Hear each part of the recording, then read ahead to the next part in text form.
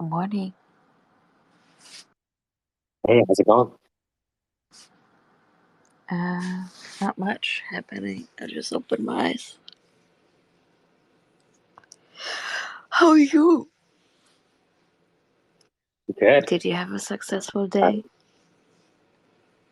I am having a successful day. I promised myself I wouldn't come back on here unless I was, you know, significantly done the lab I was doing. So, yeah, now I'm exporting, watching it export. Good for you. Yeah, going good. Let's go, Shi. What's going on? Oh, not much. How's it going? I'm alive. What can I say? Right side of the bars, right side of the grave. What could be more positive?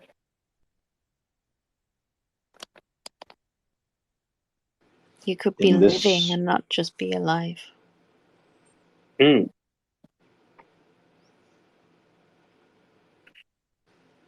it's true. You could be a non-playable character. Thinking you're alive. Thinking you're aliving? Yeah. I'm sure you guys saw that post that went around Twitter where someone said, I figured it out. We all live in a matrix because how can I sit in my car where, arms touch each other, or you can reach out to the person next to you? How can a cat that size travel in on a traffic lane where also a bus travels that has two seats on each side and a fancy way, like middle way in between? And that would be the proof of us living in a matrix, because how else would that be possible? I haven't seen it. Maybe you can tag me in it. I'll go find it. Quinn, what are you up to? Man, I'm just here chilling, working on these audios for the album, man. I ain't saying nothing. What are you using right now? RX-8 or just Man, RX-8, yeah, editing? RX-8, yeah, it's nice. It's nice, right? It's nice. Yeah, RX-8 will change your life. Man. So are you like playing with it or are you just using the repair assistant? Yeah, like I have the audios in there. It's just like, just doing some editing, making everything sound clean. Man, take everything out. Yeah, it's sounding real clean. Everything's good, man. Even like Ooh. where I recorded it was clean, so everything's looking good, man. So this is a recording I haven't even heard of yet. Yeah. This is some shit you ain't heard yet, but it's hella nice. So this is stand-up or is it stand up? Yeah, all the tracks that are on the album, the comedy with the musical element are complete, and now it's just fitting in the tracks, and that's it. So you're just coasting at this point. Like the creative work is largely done. Yeah, that's it. And I mean, to be honest with you, like the way it's recording, the way it's coming out, and the amount of shows that I'm doing, I mean, it's just a matter of time before we just finish up the next album. So the next album will be for February, and the album after that will be for May. So we're trying to push them out every few months now. Planning chess moves. I'm ready. I'm not playing. I'm ready. SiriusXM, Man, you're gonna have like, SiriusXM's about to be my bitch in this motherfucker. Like oh 7 months. my god, Yeah. love it. Yeah, I think that's terrific. I mean, it's nice to know that you have the material ready to go, and it's you don't have to worry about that. That's awesome. Yeah, I mean, like, so basically, I have this device. The device is called the Zoom H4n, and it is like basically it's everything. It's recording everything clean. It's I just grab the audio, get to set it up. It's a one-stop shop, basically. So it's happening. Everything is going the way that it needs to right now, and it's just happening at such a fast pace. I always tell people, man, they always say, yo, what's the secret? Do you have any tips? And I say, just get all the equipment you need. And that way you never have to depend on anybody. Right. And that's the whole thing. Well, good for Yeah. you. Yeah, you learn that the hard way, eh? You're fucking right. But I'm here now, so that's all it is, right? But that's the best part That's it. about it is now it's just I got it all figured out, right? So now I have all the equipment. It's my mic. It's my Zoom 4 H4n. It's my editing program, right? Shooting the videos. That's my 4K camera. It's my gimbal. It's my editing program, Adobe. We do everything ourselves now, right? It's my own record label. It's me getting this. It's me and Jiggy getting the stuff on SiriusXM. So this is what we're doing now. It's this is people think of companies and they think 300-400 fucking employees. The employee here is two. You know what I mean?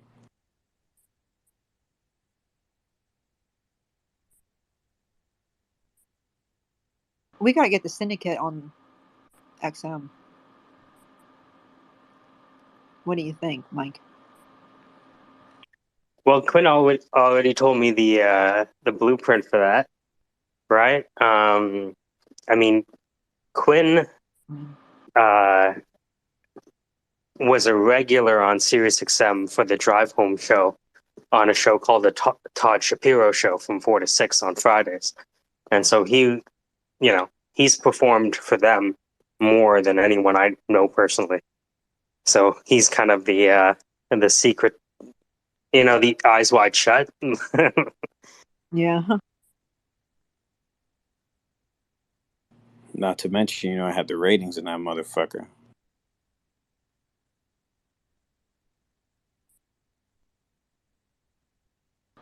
Oh, for sure. Yeah. Yeah, no questions asked.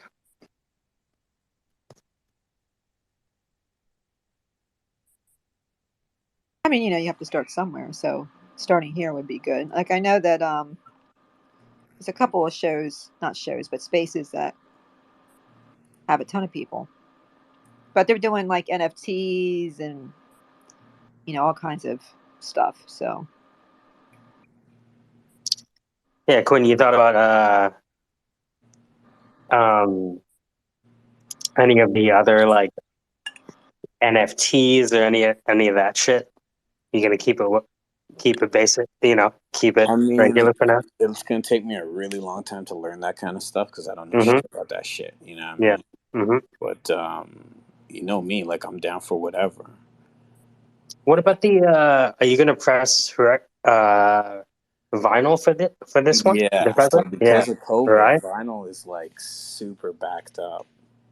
So supply No chain way. issues. Yeah, Really? yeah. So some vinyls is taking like 4 to 6 months for now, and that's for You're small kidding me. orders. Yeah, yeah, yeah, yeah. They're like, this is ridiculous. So I mean, it might still happen, but it's a plan, but it might still happen.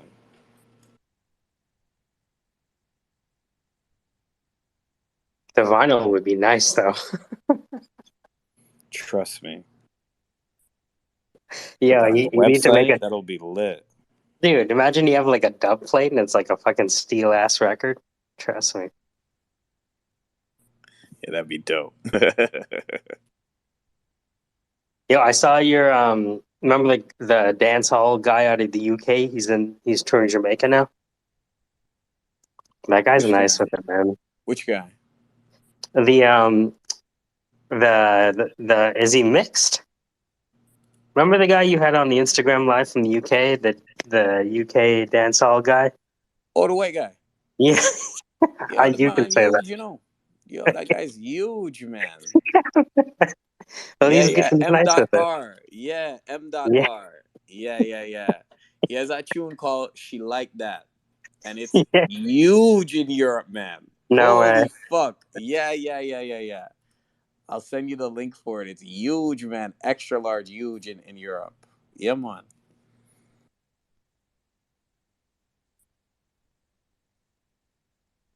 Hold on, what's it called? I'm gonna pull it up and send it to you right now. And people look at that guy and be like, "Who the fuck is this guy? Get the fuck out of here!" Right? And then when he like freestyles, you're like, "Yo, this guy actually knows what he's doing."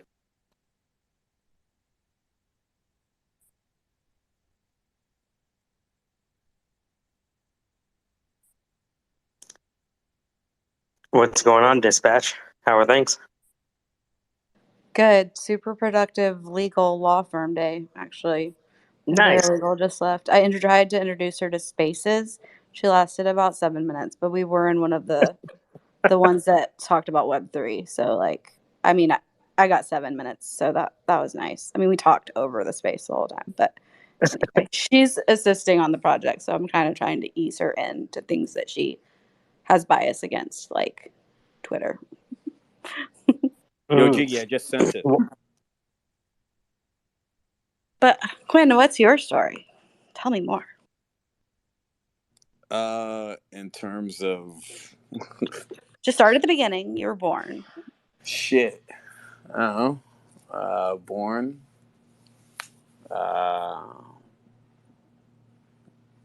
No, you don't have to answer that. I'm Grow up being in an the asshole. East End. Sorry.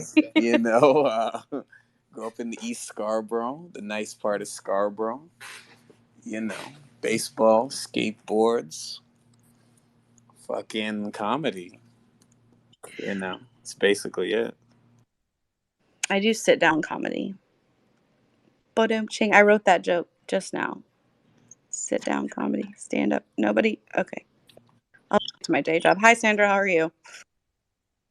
Hey, how you doing? No, this sit down comedy is like when you hand them the bill and they laugh at, That you know, was funny. Yeah. and they laugh at you and you're like, sit down. No, you gotta like write out a check or something. You know what I did though today? I'm so glad you said that. I made, because we've talked about this before. Like, I'm sorry, I will monopolize the Yeah, conversation, it's all right. and then I'll talk about how I monopolize the conversation.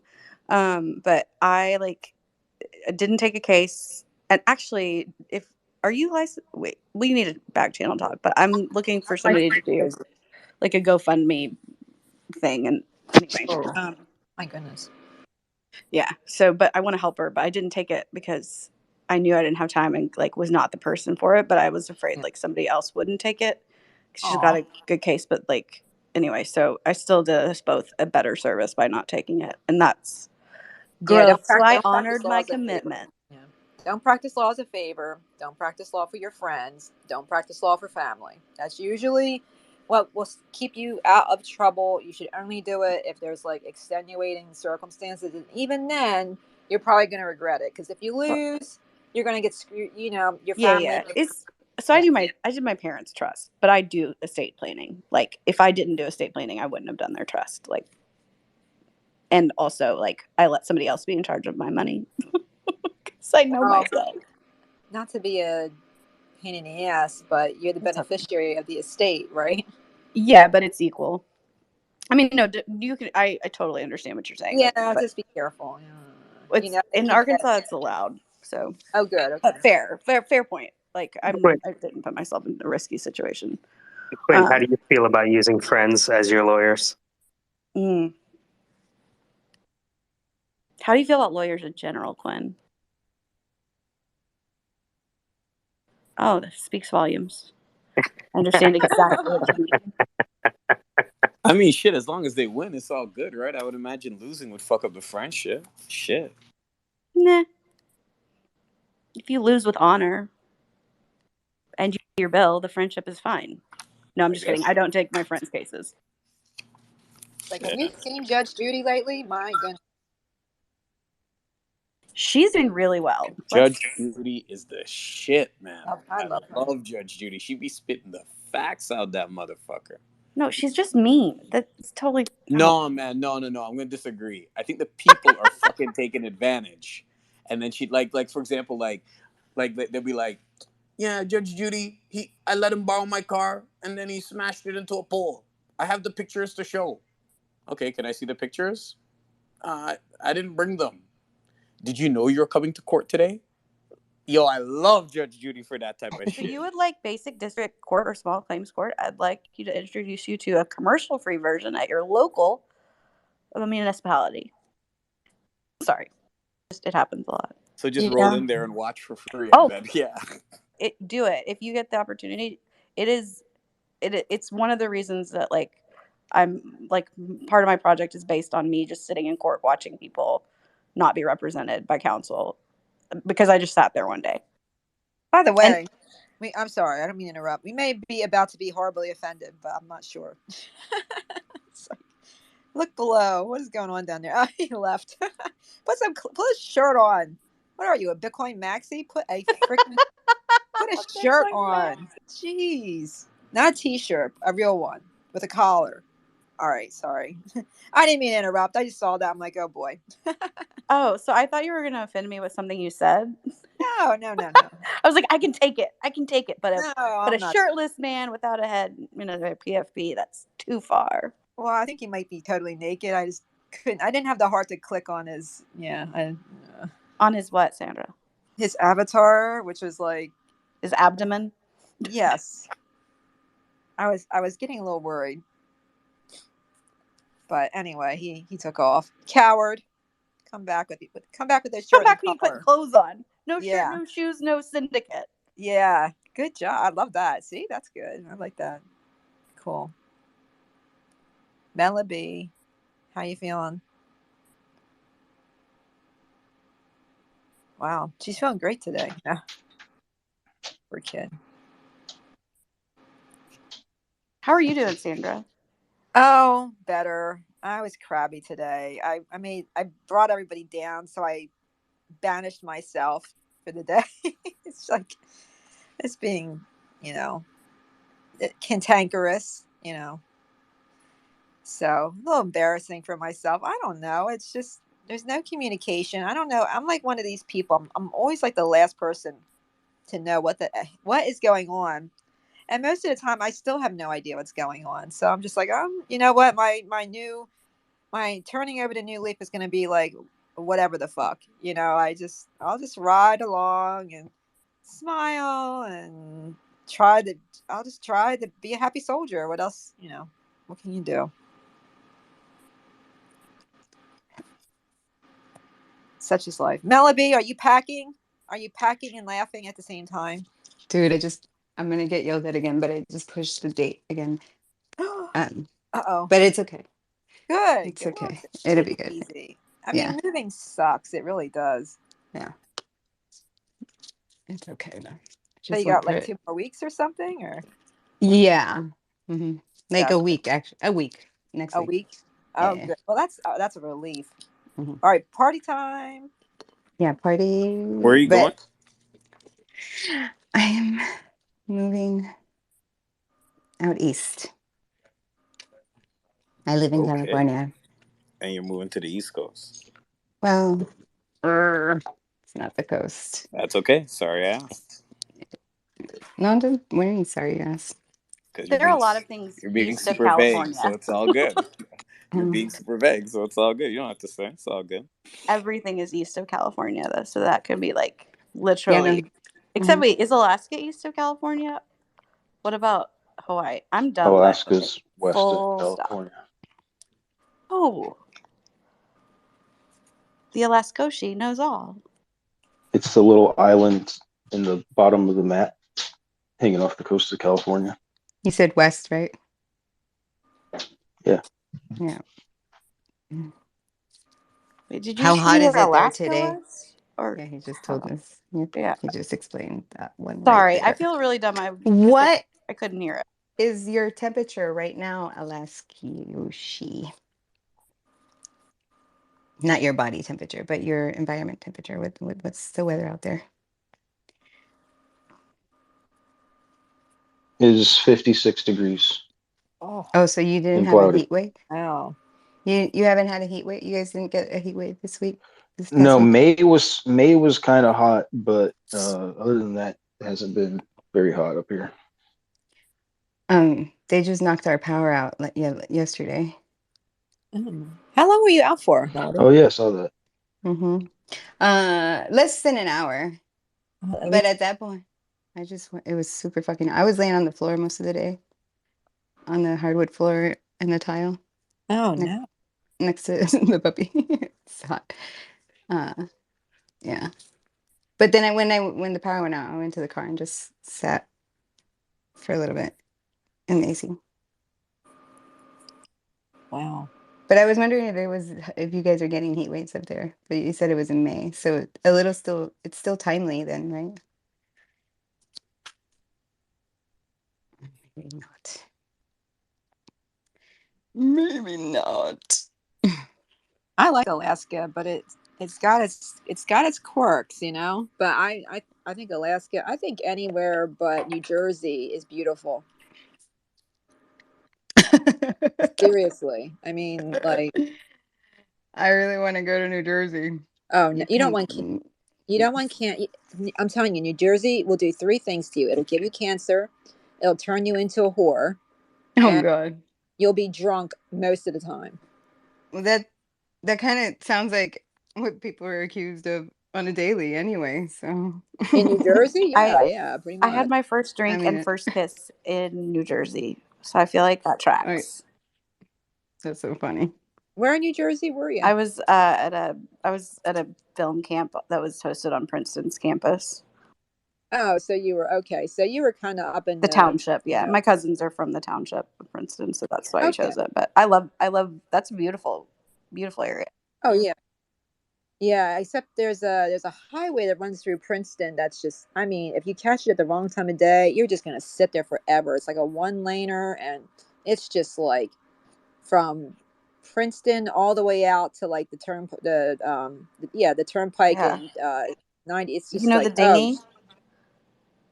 yeah, yeah. I've been on that. That's all. It's like the Oh shortest yay, train track in the nation, maybe. Like train. hilarious.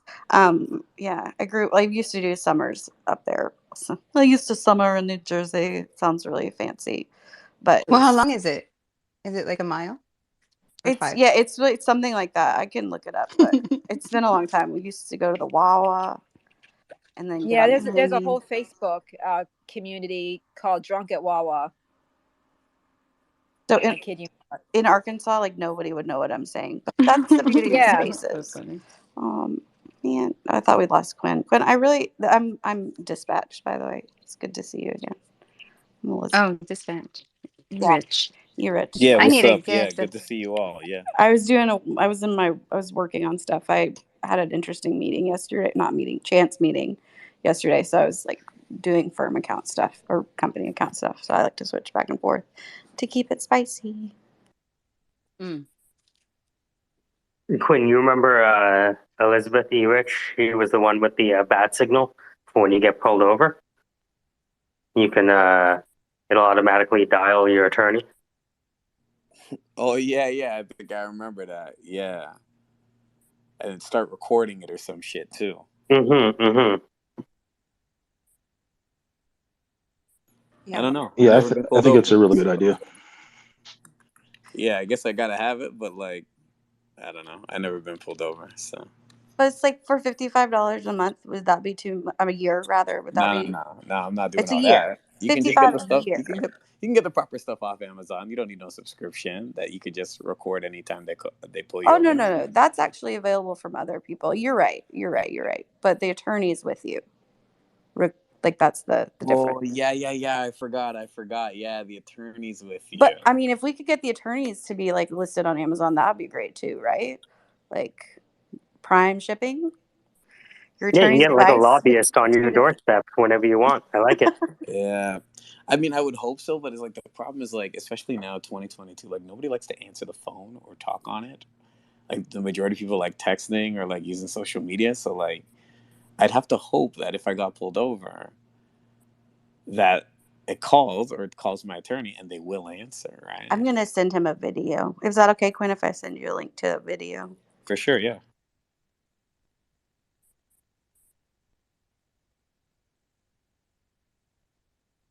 What's up, Mel? Oh my God. It was just taking my hand down because I forgot again what the fuck I was gonna say. I'm doing shit. So, but it was Quinn said something. Oh, Okay. I hate when that happens. I mean, it happens to me all the time, and then I'm like, but you know what? I'm like, Melby's honest. Like, what I do is I like pretend I didn't forget. I just say something else random, and it usually makes no sense. And I'm like, yeah. Maybe that's what I should practice, actually. Yeah, improv. Yeah, the improv part. Shit. I'm improving myself forgetting. Yeah, like part of getting old, I guess. No, don't say it. I know. Oh, you know.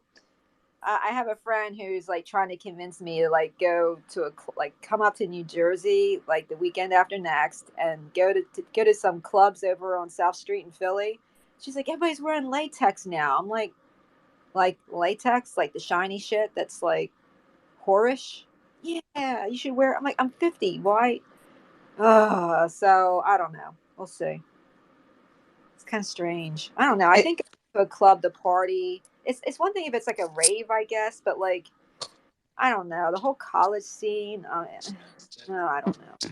Regarding those pants, it's actually doesn't really have to be the latex. It's like there's leggings with this shiny looking. They look as though like Yeah, Olivia Newton-John in the movie. I got it. So I got a pair of those today, and then I got a pair of like hot pink shiny something. I don't know. It's like a raincoat type material. It's kind of weird. I'll try them on. I may not like them. I don't know. It's kind of weird. See what happens. Jeff, are you a fan of the latex on women?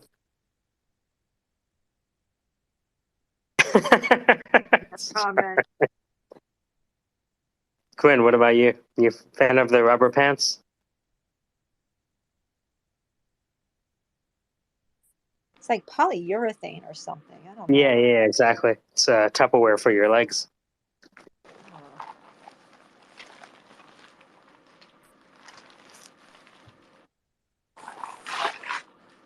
my god. I don't know. I'm a little iffy on this. I'll have to put a picture up maybe in a day or two when I get the nerve Yo, up. I just watched the video. Yeah, that's kind of hard. I like that.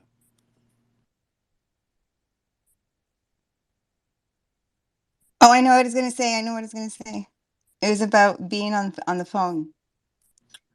No, I like that it went like there's like a legit notification because that was like a fire alarm almost, like a smoke, like it's like a smoke detector, like Oh, on my notification wall. for the phone. Yeah, You get dude. me?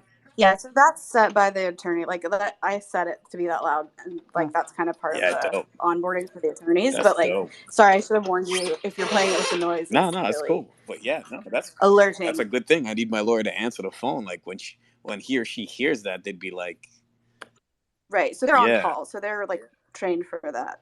And that was my paralegal in the picture waving back. By the way, Paralegals aren't lawyers. But anyway, my thing is, what?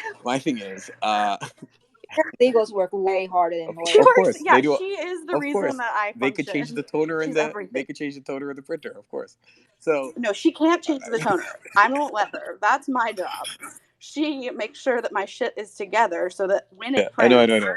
I'm the person changing the toner. She makes sure your shit is together. She vacuums after you leave. I know.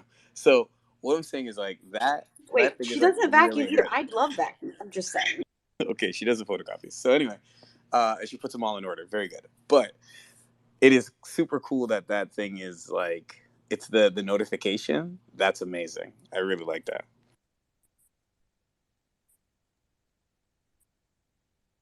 I'm just wondering which paralegal hurt him. You know, like law girl. Dun, dun, dun, dun. Are you a paralegal? If so, I got. Quinn, are you I've never single? used a paralegal in my life. I wouldn't even waste my We time. need to check I you don't out buy with a my paralegal. clothes at Walmart. Like I'm not with none of that. No. Oh no. You Don't don't. make me get like mad.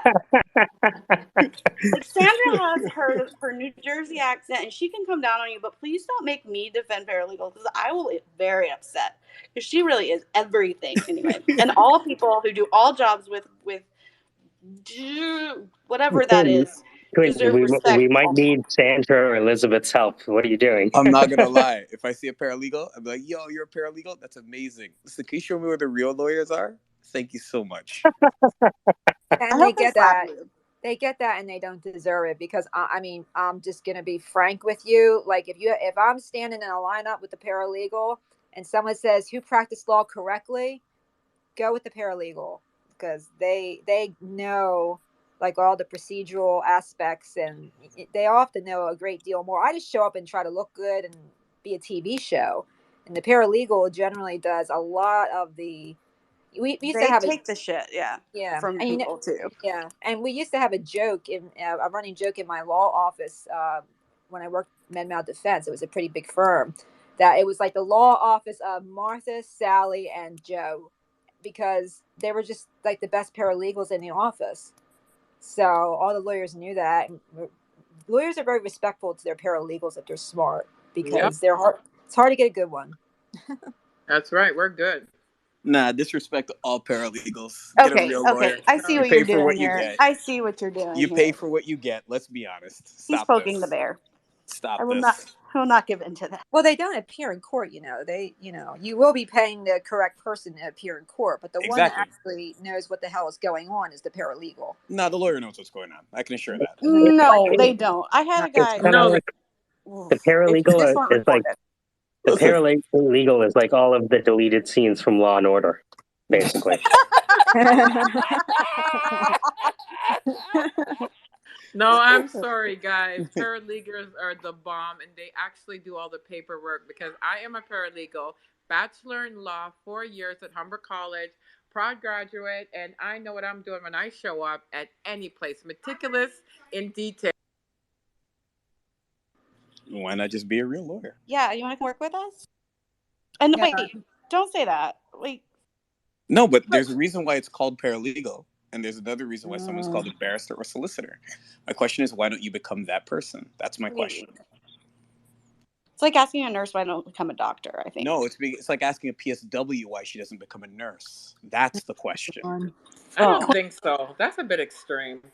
I want to give you absolutely not. Absolutely not. It is extreme, because at the end of the day, you can't put PSWs and nurses in the same level, because PSWs went to school to be a PSW. A nurse is a nurse, and you cannot say that, lawyers and paralegals, when you're referring to a paralegal, that they don't know what they're doing and not. Absolutely incorrect, because we have to know all the paperwork, all the different levels of law. This is the issue, and this is the big controversy, is the law society paralegals can do every levels of law, because I was trained on every single level of law. Now, the controversy with the law society is, because we just had a reading at the law society 2 months ago, if you're on LinkedIn, and the Law Society, we were up for the first reading, and the Law Society tabled it because the greedy lawyers do not want paralegals in divorce. Let's put divorce up, for instance, because paralegals can do divorce. Paralegals can do every single area of law. The only thing that stops us is the greedy lawyers who say we're cheaper than a lawyer, because a lawyer can cost you $20,000 when we can cost you $10,000 to do the work. And it's the same work that we're doing, because we're trained the same way. We are not trained any different from lawyers. So you understand that. The only thing is they're called to the bar, right? So I chose not to be called to the bar, because I don't need to be called to the bar to do paper. I'm all things paper, anything legal, documents, contracts, letters. I draft it all, do it all. And this is the kicker. One of my clients came to me because a lawyer messed up their contract. So who had to fix it? Da-da-da-da-dum. Anne-Marie Paralegal, hello. Page by page, line by line. And after the corrections are made of that big ass contract, I had to go back and talk to the lawyer and say to him, excuse me, what is this area, this area, this area? Because he was trying to put some tricky clauses in there, and I caught every single one of them for my client and cost, and saved him like $30,000, right? And so you guys have to look at it. It's not paralegals that we are not capable. It's the law society who governs. That's what we need to talk about. Is the law society governs what happens. And there's no reason why we can't do anything, period. It's politics, right? Greedy lawyers want us out of certain areas because they want to kill you guys with fees. And if paralegals were there doing the work, you guys would actually have the work more cheaper. If something costs 50,000, it would probably cost you like 35,000 or something like that, in regards to whatever the documentation is. So I just want to be clear, right? Because we're speaking specifics here, right? About ethical behavior and conduct when it comes to doing paperwork. And it's all about the training, right?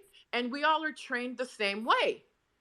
There's no difference from a paralegal and how they are trained in regards to a lawyer. That's what you all need to understand, right?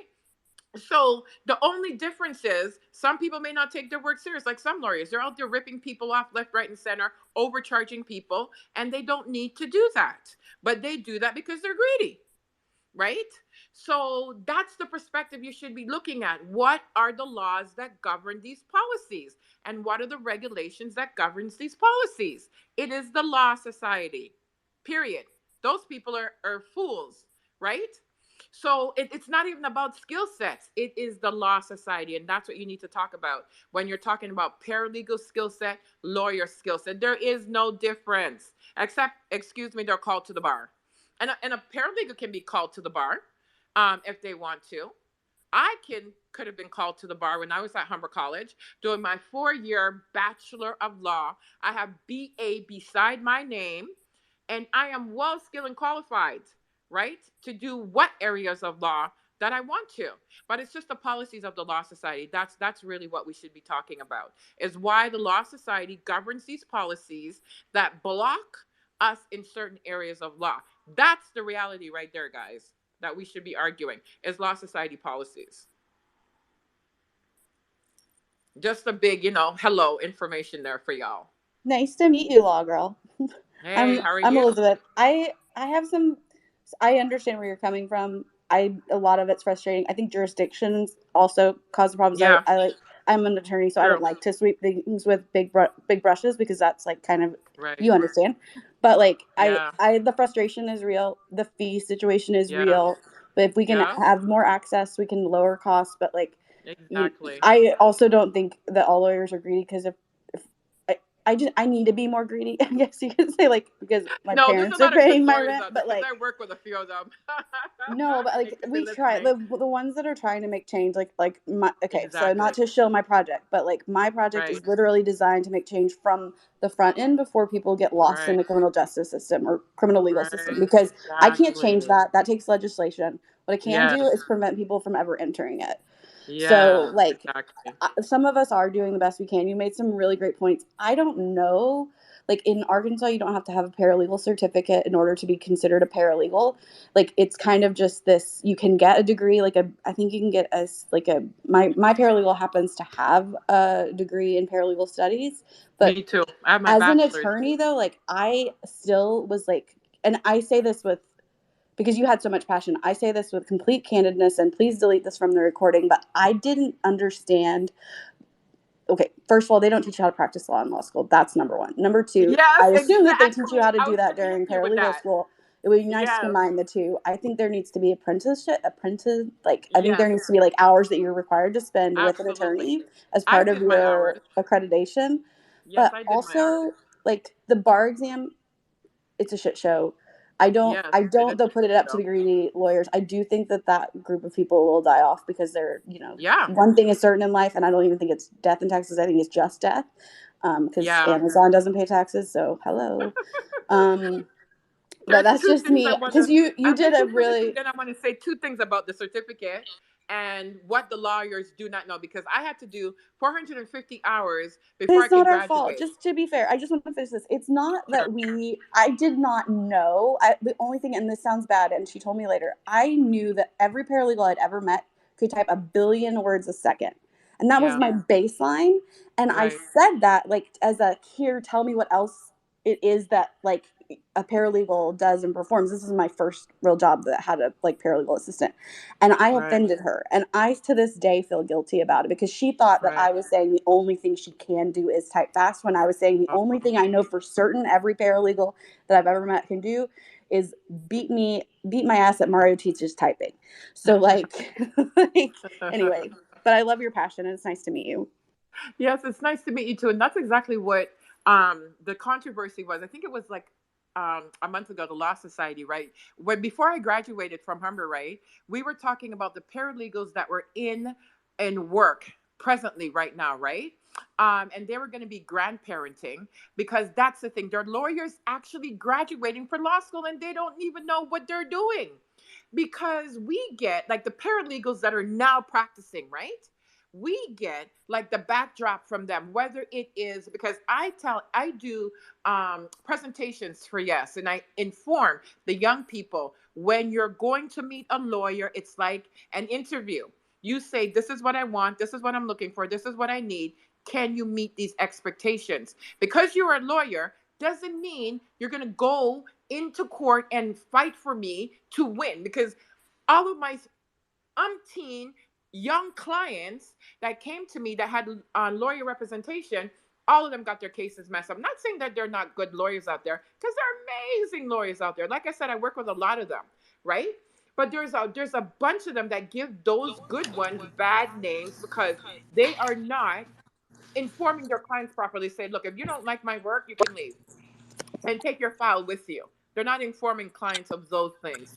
And they have a due diligence. And their due diligence is, hey, mediation first, because I'm also a mediator. I made sure when I went to Humber College, I got my bachelor's in mediation. Every single thing that I was going to do when I graduated from Humber College, Bachelor's of Art Paralegal program, I made sure I had BA before that name. That means psychology. That means contract law. That means mediation, right? Even now, presently, there are no regulations governing mediation, but I have my certificate at the bachelor level and at Humber's college level, 2 levels of mediation, right? So when I'm mediating out there, I know I have my BA beside me for a mediator, right? Anything I go into, I know I have my bachelor's beside me because I pre-thought what I was going to do, and I wanted to make sure I had the authority to do it when I'm out there. And if anyone challenged me or wants to put my training to the point, I will kick their butt all over the map because I know what I'm doing, because I'm well trained. And I'm also a law clerk. So that means I do every single thing paper, understanding processes and procedures. And if there needs to be, first and foremost, you need to research the law and understand what the law is, because law is Right. constantly changing, right? Right. So I missed the end of that, by the way, because my internet No, went I out. spoke. I hope it landed well. I spoke. I think everybody gets the gist of your qualifications. Are paralegals in your state required to carry legal malpractice insurance? Yeah. Oh, good, good. I had. I'm actually in Canada. Oh, okay. You're in Canada. Yeah, in the States, Yeah. if you don't, if you're practicing law, just like in Canada, if you're practicing law, you have to be licensed in the state you're practicing in. And Yeah. I'm a licensed and active in New Jersey. However, my state does not have comedy anywhere else in the country. So that means, like, if I want to practice law in Florida, where I am now, Right. I either have to do a federal court case in Pro Hacken, or I have to take the bar exam in state court and sit Yeah. for the bar exam. So it's a real Yeah. pain depending on Yeah. where you're at. But you know what? You're right. It's all about the bar association Yep. limiting access Yep. to, okay, you have to be a lawyer, and so it's not like AI is going to ruin the law profession. You're always going to need Exactly. a human being. Yeah, you know what I mean. So same thing with Yep. paralegals. They do great work. They do a lot of Yep. background work. Yep. In the United States, they generally do not carry their own malpractice policy. Right. They generally work for a law firm, and a law firm Right. covers them. Yeah. So that's how That's we do smart. it here. That's smart. Yeah, I know. I feel bad that there isn't more availability. Most states do have a pro bono legal institute in each state that will do sliding scale Right. income. So at least we got that. But yeah, I mean, it's unfair that there isn't, like real estate, like 20 years ago was basically, you had your real estate agent and that was it, and then Yeah. expanded out since then. And maybe Yeah. that will happen with law. I don't know. We'll see. Yeah. I think what Well, right now, everybody's fighting. A lot of paralegals for the Law Society to change those policies. Like I said, they tabled it in the last session, right? And it was supposed to come up to read, right? Hey, can paralegals do divorce? Because if we're in divorce courts, it's going to be cheaper, and we're going to help a lot more people in regards to family court, and that's where the help is needed, is in family court, right? And so they tabled it. So we're pushing it for the next session coming up. It's pressure. We're pressuring the Law Society. They have lots of pressure on them to alleviate the madness that they're doing right now. So it's just about applying the pressure and waiting to see what they're going to do come next session, right? Because everybody wants them to do this. And so it's all eyes and ears, so to speak, right? Waiting to see what's going to happen. But I mean, it's going to happen eventually because it's needed. Yeah, I sure hope so, and I wish you luck on that. Yeah, for sure.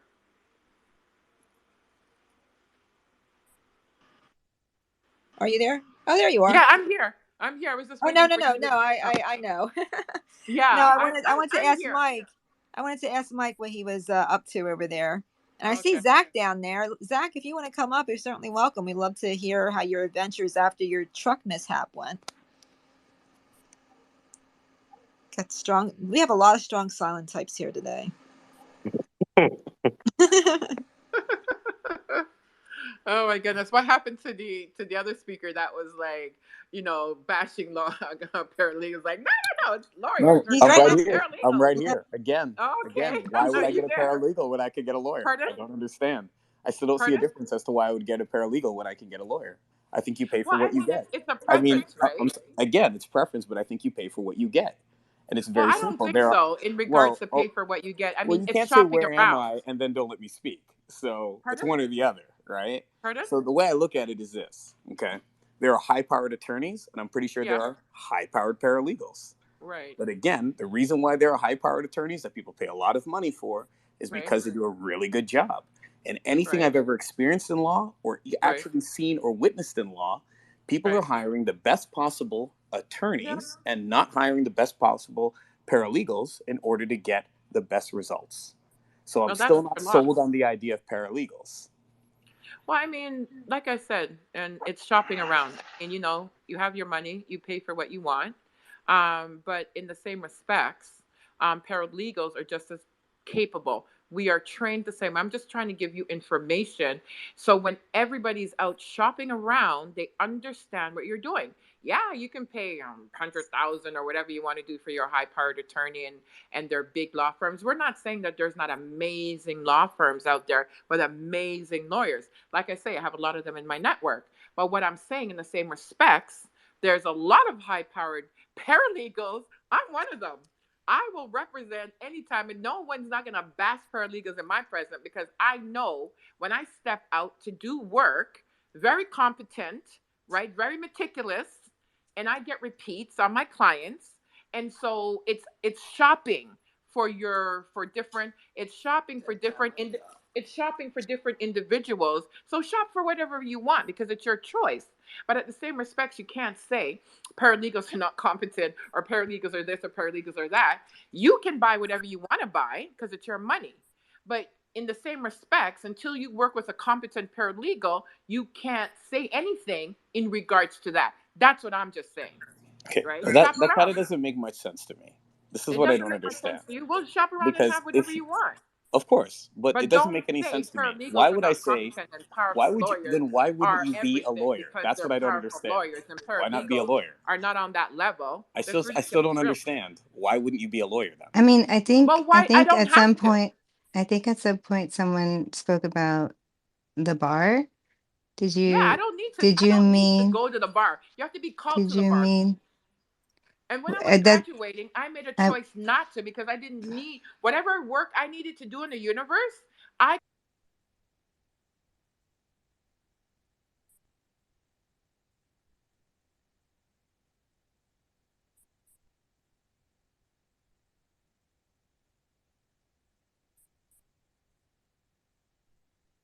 Did I do that? I just want to ask Law Girl though. God damn it! What was I gonna fucking? Today I'm having a day. God, I'm so distracted. See, and you know what? But that's why. That's why we try to not interrupt other. Because I know, like, if I get interrupted, I short circuit and lose my train of thought, and then it's just a mess. So, yeah, that's kind of why we try to like keep it organized and not, just kind of give each other an opportunity to interact without occupying the floor for too long of a time. Quinn, what were you going to say? Oh no, I was reminding the girl. She was asking about the bar and about whether or not she'd been called to the Yeah. bar. I think that's what she was asking, something along those Oh, Yeah, lines. yeah. So Law Girl and Quinn, I mean, this is a big deal. So one, I hear this. I hear Quinn is saying, I'm gonna Sorry, get what I sorry, sorry, pay sorry. for. I'm so sorry to interrupt you. Before you go on ahead with your question, just to give a little color to this, there's Law Girl, and I am Quincy Martin. I'm a criminal.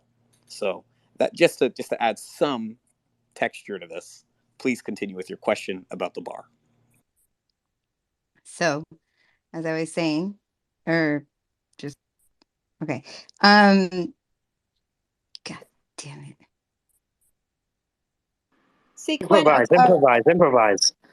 Quinn, a criminal, and we use this term very lightly around here. A criminal is just a person with a bad lawyer, because you're only a criminal if you get caught and end up in jail. Whereas if you are, if the jury, resolves in your favor, you're just an innocent citizen. So we don't really have criminals or a criminal system. We just have a bad lawyer system. But maybe the paralegals can fix that. I don't know. That might be fair to say, but what I do think is that the reason why I say this is to give a different angle for which to see something, right? So, we could just use the NBA for an example. You can have a basketball player, you can have a coach, you can have a retired basketball player, you can have a player that's a rookie, you can have an experienced player, you can have somebody who just works at the venue and cleans the court. I'm just giving some angle with which to see it. And in my experiences, lawyers are way more valuable than paralegal to what needs to be done. So it's not coming from a place of ignorance. It's coming from a place of experience. And to be clear, I am no longer a criminal. I was, but no longer. You're an awesome comic, and your life experience gives you something that other people don't have when you share your comedy with everybody. And it's I have a great admiration for comedians, simply because they have like they're the universal translator of all that is good, bad, improper, PC, and they can talk about things in a manner that most people can't really talk about these days. And really, they're kind of at the center of free speech and how far it extends. And I kind of appreciate some of the things that comedians are doing to kind of get people having a dialogue about, well, what should be funny. Is the word should even something that should be allowed to be used in comedy in terms of talking about it? So anyway, I just want you to know that. Thanks. So I was charged with some criminal charges in April and May last year, 2021, and so almost a year and a half ago. I represented myself most of the time, and extent of my legal knowledge is basically reading most of the John Grisham novels. So I don't know if that was such a good idea. Then I got this bad lawyer for a little while that was going to cost my family $15,000, and then he wanted me to take a deal, so I got rid of him. Finally ended up with the public defender. Was really opposed to having to do that because I didn't think could get, I know the funding situation there, discrepancy in caseload and everything. And then just the time it took. So I finally met with her Friday, and she's filing motions to dismiss on all this stuff. So I don't know. It's taken a long time. It's working out finally. Good. I'm glad to hear that. Yeah, very good.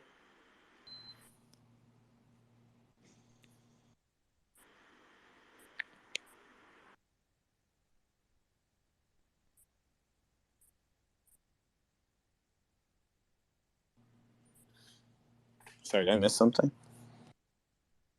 No, Yeah. Yeah, I think the part where you weren't supposed to interrupt. the I still remember though that the last time I was in court with you, when you represented yourself. I believe I won that too, eh? No paralegal needed.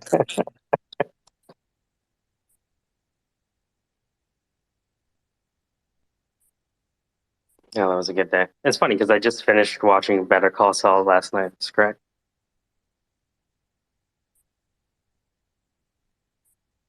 I have never watched that show. Like I've watched like parts of it, but never like sat down and watched it all the way through. Uh, I like your hat, Quinn. Thank you. Yeah, I like it too. It's cool.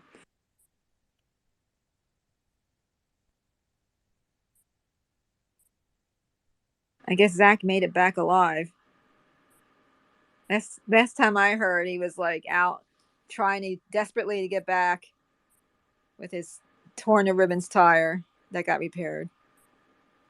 So I guess, Yeah, Zach is really living that life. oh man, can you imagine? God bless him. I'm so proud of him. Oh, and he ditched me. Oh, how dare you, sir? Well, I think if you say his name again, he comes back. No, I'm sure he's busy doing stuff. That's okay. Who is Crank? Does anybody know who that person is? Crypto Crank. Oh, he follows me and I follow him. I have no idea who that. Let's find out. Maybe he changed his was it his little picture there? I don't know. Come say hello. Let's be part of the game, the interrupting improv game. This is what we should do. How does it work? Yeah, I was trying to interrupt you. Exactly. No, it's actually when I say, "Oh, I remember." That's when Right. you do it. Yeah, and then I interrupt you so you forget. But you have to improv. That's what the improv Yeah, comes that's the from. part. That's the fucking part.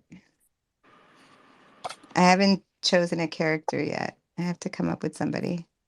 I think I'm gonna embrace the they them if this is that part. Why is What? that? Well, the character is gonna be a they them, I think. Right, right. Yeah. Why? So I can practice how to talk to people. No, that's I fair. got, I got shat on a while ago. Completely Well, for calling a person dude. I'm like, thanks, dude. And they what, came, what's wrong with that? well, that's what I say. I said, I call girls dudes. I call guys dudes. I call Yeah, everybody dude. I see dude as a general Yeah. pronoun. The person literally squeezed fists, like, the arms were like, I was at the bike shop. And so I saw them clench the thing out of anger. They had their, like, a tool. And I was like, not that they were going to hit me, but the anger came over them because I said, thanks, dude. And they were like, I'm not a dude. I'm not a dude. I'm like, oh my God, I call everyone a dude. I'm sorry. What, You should be more respectful. I was like, oh shit. My friend was like, what's what the fuck did you just say? I'm what's like, the correct nah. term? The correct term No say. I is, don't know. I'm not fucking. That's what I'm saying. This is my character. They them is gonna be my character. supposed to say I'm gonna thanks and learn. that's it now, I guess. This is crazy. Fucking a. If they had a name tag, like, oh, we're all supposed to walk around with fucking name tags. Oh, here's my lapel. Shit. Yeah, it'd be like, hey, thanks so much. And then you look closely. Dudette? Thanks so much, Dudette, you know? Yeah, it's so fun. Not so fun. It makes for awkward it makes for awkward human interactions. Like, you're changing the game on me. I'm trying to learn. You better be fucking patient, man. I wonder if you can use like a variation of do to be safe, like dooth, you know? Man, more like dud. I'm gonna call you fucking dud. Dud. I like it. Arguably, you'd get less enemies with dud than dude. Isn't that interesting? Dud. Thanks, What's wrong with dud. you? I don't know how you identify, so I'm using the word dud right now, and I'm leaving off the suffix until you tell me otherwise. Yeah. Elongated though. I have a friend that says dude. She goes, I can't do it. Dude. Okay, dude. I'm like, what are you saying? But I think dud. Yeah. That's not what I was going to talk about, by the way, people. That's good. Is that the improv? Yeah, that was the improv. That's good. I like it. Well, what were you going to say? No, well, I was talking about, okay, so back to the bar thing. That, All right, that, now I have to yeah. interrupt you so you forget. Sorry, I'm just playing the part. It's just no, it's just that they choose, right? Like you can just simply, all right, she's talking about financially, right? Like there's some people that can afford the best fucking lawyer and they need to. I mean, it'd be awesome that we can afford the guy that can get you out of any fucking jam or gal, whatever. But there's a lot of, I think I think there is definitely the market for paralegals um and lawyers kiss paralegals ass because yes, it's a team that gets you off. Like that guy that's gonna get you off that costs $20,000-$30,000. I mean, is it? Well, They here's the structural problem, Melody. Like, let's mm, say, like if you know that you're never ever going to need a lawyer and a paralegal can handle it, and you got your piece of paper and you're happy, that's great. But what often happens is someone who has something done by a paralegal at a different firm or somewhere else then brings their paperwork over to an attorney because they're starting to, maybe they're having difficulties and they don't know what's going on, so they're like, okay, I'm going to step it up and go to a lawyer. That lawyer is going to charge um, probably a little more because they will scrutinize what a paralegal has done far more than an attorney signing off on it. So um, I can see where you might end up getting billed twice for the same work, because if someone brought, like, let's say, and this is not the case, but let's just say someone like had something written up by a paralegal and brought it to my office because they were about to have a legal dispute with like a family member or something, maybe it's over an estate, whatever, family law, whatever. I would say, okay, let me take a look at this. I'd see it was not done by a lawyer. I'd be like, put on the brakes here. I need to, take it about 25 minutes or so and read through this and see, what the issue is. So, and often paralegals will say things just like what Law Girl said, which is, I went through and I saved my client X amount of dollars and caught all these flaws. Well, that may be, but no one ever really knows the context of why something was written. And you'd be surprised, clients forget everything. Like the most critical details, they'll show up in your office and they will totally either omit them because they're embarrassed or they're too nervous, whatever it may be.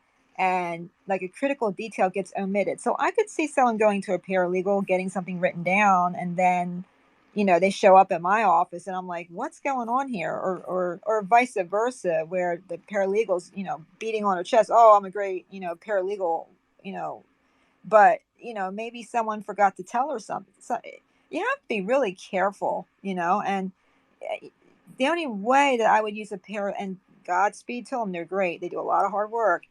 But the only reason I would, you know, rely on a paralegal and not on a lawyer, there would be very limited circumstances, and they're great. They do a lot of leg work and grunt work, but at the end of the day, it's my ass. I'm the one with the malpractice policy, and the access issue is not something that I can personally deal with. So it is what it is. Anyway, I don't want to ramble.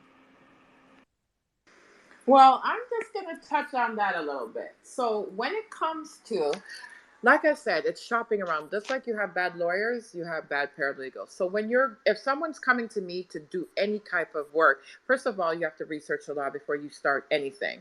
So I know even if a lawyer looked over my work, which one did, and found no errors, period, It's about being competent in the work that you're doing. And if you're drafting any type of contract, you need to make sure that you know what you're doing. And first and foremost, you have to research the law in area because law is changing every minute. So once someone comes into the office, the basics that you have to do is take down the information in every single area. You have to do that interview with those individual persons. And as you're drafting, it's a back and forth. So you send the first draft to the client, look it over. If there's any errors, any mistakes, anything they want to change, they send it back to you, do another draft. So it's a back and forth conversation with the contracts. And I don't know how other paralegals practice, whatever they're doing, but that's how I practice, right? Back and Right. forth. I So if there's understand that, but anything, my my question to second. you, Okay, one no, second. my question to you is once there One is a second is because you were dispute. talking about, one second, because I didn't interrupt you when you were speaking, right? So we have to do that respect the same way. I'm just referring to information that you put out there in regards to grunt work. I don't do Well, grunt I work, think I'm not going A through right? Z through So just how to do generally what you speaking, do. across the board with paralegals, right? So it's a mad, like I said, it's about shopping around, and it's about understanding the law and the principles of the law and how you do your work, because not everybody has that same ethical behavior. Okay, quick So question for you. if this May I ask you a individual, question, please? okay, but I didn't finish. My But I'm not question finished with is, what you were saying it though, might help right? Is what I better was trying aid to say. you. If there is a Pardon? dispute, over a legal contract that you have been involved in preparing, do you represent them in court? You're not letting me finish, so I'm going to answer that when I'm done what you said. Okay, So well, if look, I'm allowed to if finish you that, could if I'm succinctly, allowed to finish that, if you could if I'm allowed to succinctly, finish Wait, that, then I'm going to wait, answer your Linda. question. if you could look, I appreciate that you're here, law girl, but we're not paying you by the word. Okay, so try to be succinct and keep in mind that there are other people that may want to speak. We don't really, I mean, just speak, answer concisely. I'd appreciate that. Thanks.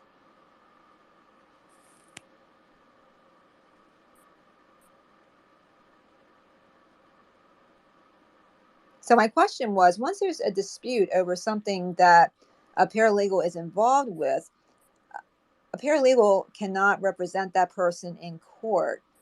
And I understand the steps involved in being a paralegal. But my question to you is, do you agree or disagree that if an attorney has to handle potential litigation due to a dispute, whether it's a paralegal's fault or not, that is something only a lawyer can do in court, right?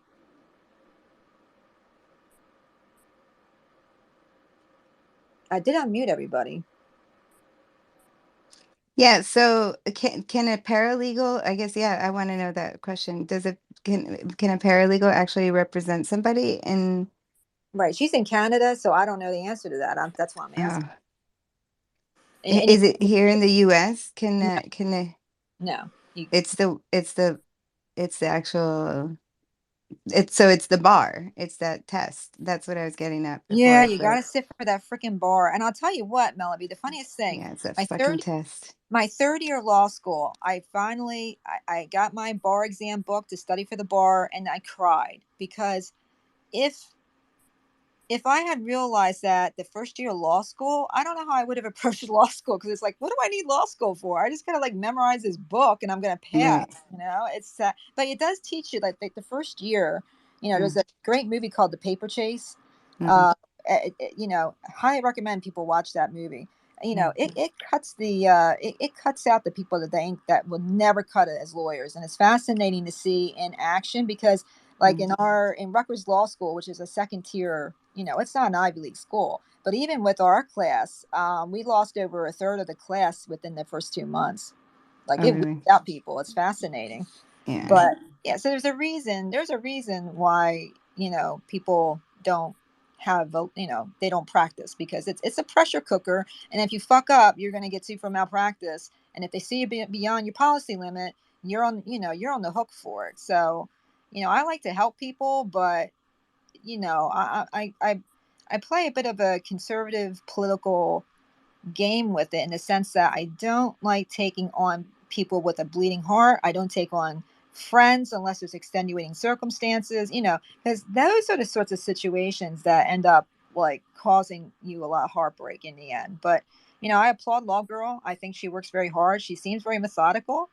I just don't know if having expanding paralegal abilities beyond what they're presently doing is helpful, because it just ends up with the person getting double billed if they run into a problem. Okay, I have another question. I'm I have done. another question.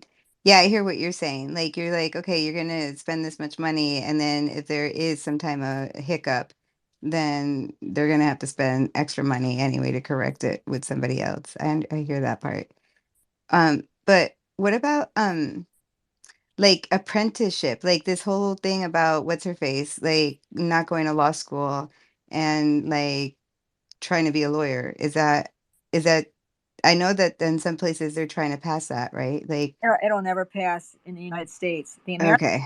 Here's why. The American Bar Association requires X amount of hours a year per law student for them to go through law school. So if you miss your hours that you're supposed to be in class at law school, and they have you sign something, you want to talk about draconian? They had people sign things. If they're a full-time law student, they have you sign something saying that you will not work more than part-time while in law school.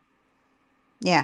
Yeah, I get it. Do you have to once you're an attorney, once you pass that bar, what you still have to do hours to like catch up on stuff, or it's Uh, just have to do the hours to lead up to, because that's In New Jersey, in New Jersey, your third year of law school, you have like basically the same, or they're not clinicals, but you're yeah, kind of like doing like trial lab. procedure, Hmm. right? So Yeah. that covers it. But then also during your first year in New Jersey, they make you go back and take these continuing legal education courses in civil procedure, and it's like a first year like Mm, refresh. So it's supposed to make you a better lawyer. I just think it's a waste, but mm, yeah, you have little things you have to do, but okay. yeah, you know how you apprentice, the partner calls you in and says, "Oh, you have 5 minutes to drive, to do a 30-minute drive. You have 5 minutes to get there, and the judge is an asshole. And I know you don't know the file, but John, the other partner, is sick, and he was fucking a prostitute last night. So you're gonna have to go cover this. Good luck. Have a nice day." That's basically an apprenticeship. Yeah. Practicing law. You get thrown right into it, and it's usually no fun. Yeah, not at all. But you learn, you either sink or you swim, literally. Like I've watched women stand up in federal court, and they get so nervous. It's like, who do you represent, Miss Lanigan? And the woman's like, I can hear her heels clattering against each other on the marble floor, and she's, Mm, I represent State Farm, and just dead silence, and then blah ha ha ha, because you're not representing State Farm. You're representing, like, who, that's the insurer. Who's the party? Like, who's the, like, if John had an accident and State Farm's the insurer, you represent John. Like stuff like that. So it's like, oh, this is going to be a long day. So yeah, you get to see funny things like that, and people just fall apart right in front of you, and yeah, but you kind of get used to it, and over time you kind of try to help others along where they're kind of sinking. You try to rescue them a little bit if you can, and deflect so that they don't get traumatized by the court.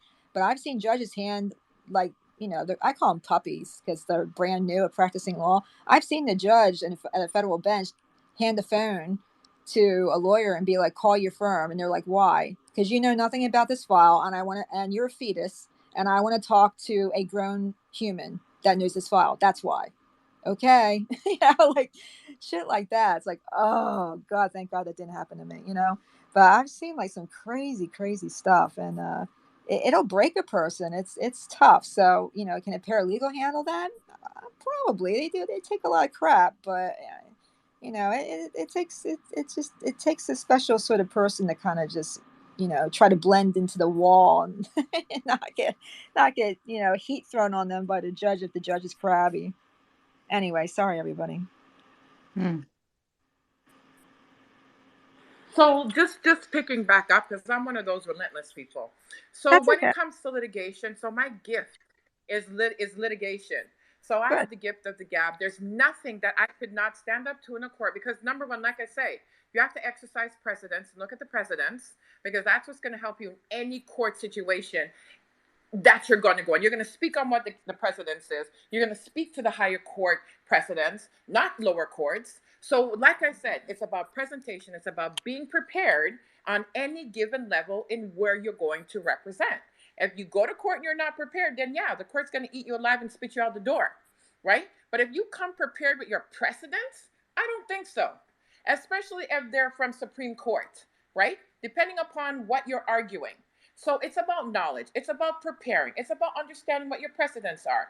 Additionally, if, like I said, it's shopping around. Everybody needs to shop around for the most competent person that you can afford given the situations. Because I've corrected many lawyers' mess ups, okay? And it's about shopping around.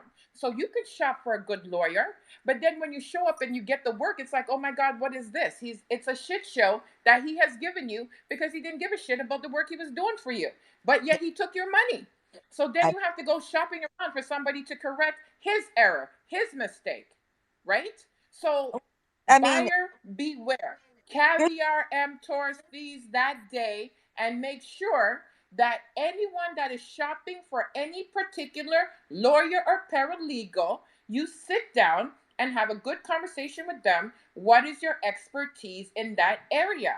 And if they have the knowledge, and if they don't, keep it moving, right? That's what you have to do when you're out there shopping around. Not slinging mud at paralegals. I'm not going to stand for that while I'm in the room, right? Because I'm a competent paralegal and there's lots of competent paralegals.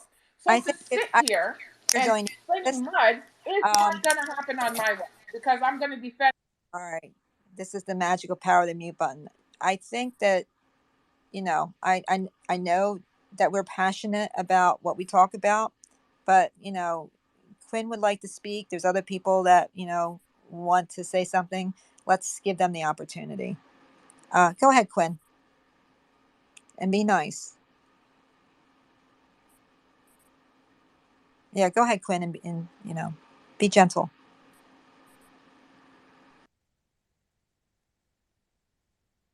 Well, I'll go ahead real quick then. It law girl, it looks like you really want to be a lawyer. I recommend that you do it. I think you make an excellent appellate attorney. Like the trial courts are kind of like down and dirty, but the appellate divisions and the Supreme Courts, they're very elegant and fluid. And I think that you'd be an outstanding attorney for appellate in the higher court system, because that's where we really need excellent litigators. I will say this. Um, you have to be careful in the appellate and the higher courts to not get too emotional, because these are like little old ladies and little old men, and they can't, like, their hearts will like go pitter pat, and they'll murmur something to their law clerk. So you kind of have to like be kind of mild mannered, efficient, Yeah. and if they start falling asleep, then you're losing. So you got to be short and sweet. But I think you'd be great at the appellate level. I think you'd be a very good attorney. I hope you go for it. Thank you. I mean, it's very rare that you meet someone who loves the practice of law. And when you meet someone who is passionate about the legal profession, those are the sorts of people that we need doing important work in terms of furthering the law in a manner that helps society. Those are the sorts of people that are successful doing it because they see it as a vocation, and a lot of people don't. So my hat's off to you. I do hope you consider it. Thank you. So Mike, what's up?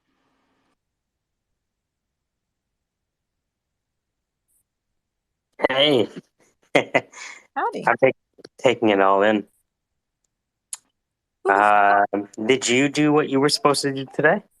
I think you said you did, right? Yes, whatever that was. I forgot. Whatever that was.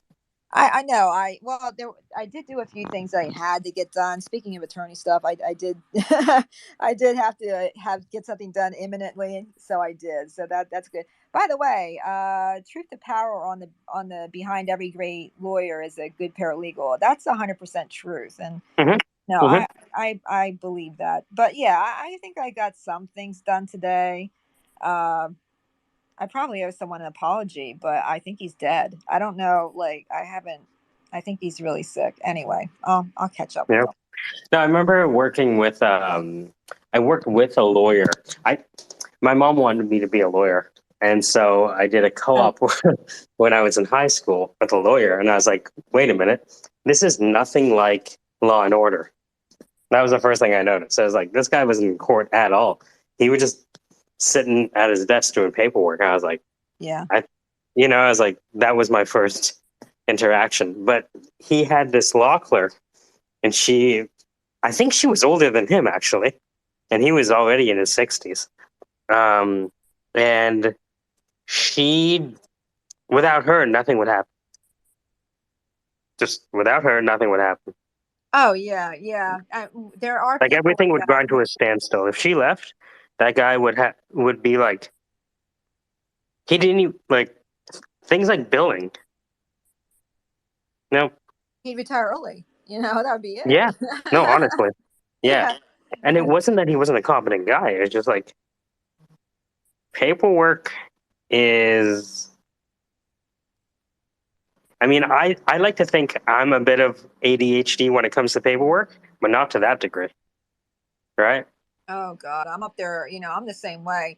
And you know what? I have really terrible handwriting, like horrible. Like very, very few. There's like maybe 2 or 3 people in the world that can read my handwriting, and I don't mean that to brag. It's terrible, but I can't really. I almost failed second grade because my handwriting was so bad. But anyway, um, without my secretary and my support staff being able to read, and translate things that I wrote when I'm not there, I think I would have been in some serious, serious trouble with the partners. But they cover your butt, and if you have, number one rule of life is do not fuck with your support staff or anyone else's support staff.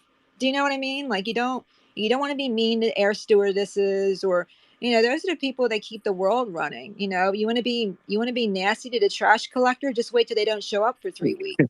It's like, when it comes to the record label, it's like, see that quiet person over there? The person who never talks? Yeah, that's the producer. You can Right. say whatever you want to me, but you leave that person alone. Because without the producer, we have nothing. We're Right. actually all useless without this one person over there. And it's funny, people don't really think about, like, if you mess with your support staff and they hate you, they're going to be completely useless to you in time of a crisis, like Well, also, if you're not good to them, they can work against you. yep. Yep, that's true. Yeah. Just out of spite, And right? they Slowing things down, blah, blah, blah. Yeah. yeah. Yeah. And that's rough. I mean, luckily I learned that that's the first and best advice given to me by a partner. The partner that I worked for, Joel, was like, see that person over there? I'm like, yeah. Do not piss her off ever in your entire career here. I'm like, I won't, but what do you mean? And he explains, like, that woman runs my life, and if she died tomorrow, I'd be screwed. Because my wife's at home in Haddonfield, she's getting her hair trimmed, her nails done, but the person sitting in that chair over there just runs my life and will even let me know that I better get a birthday present for my wife or I'm doomed.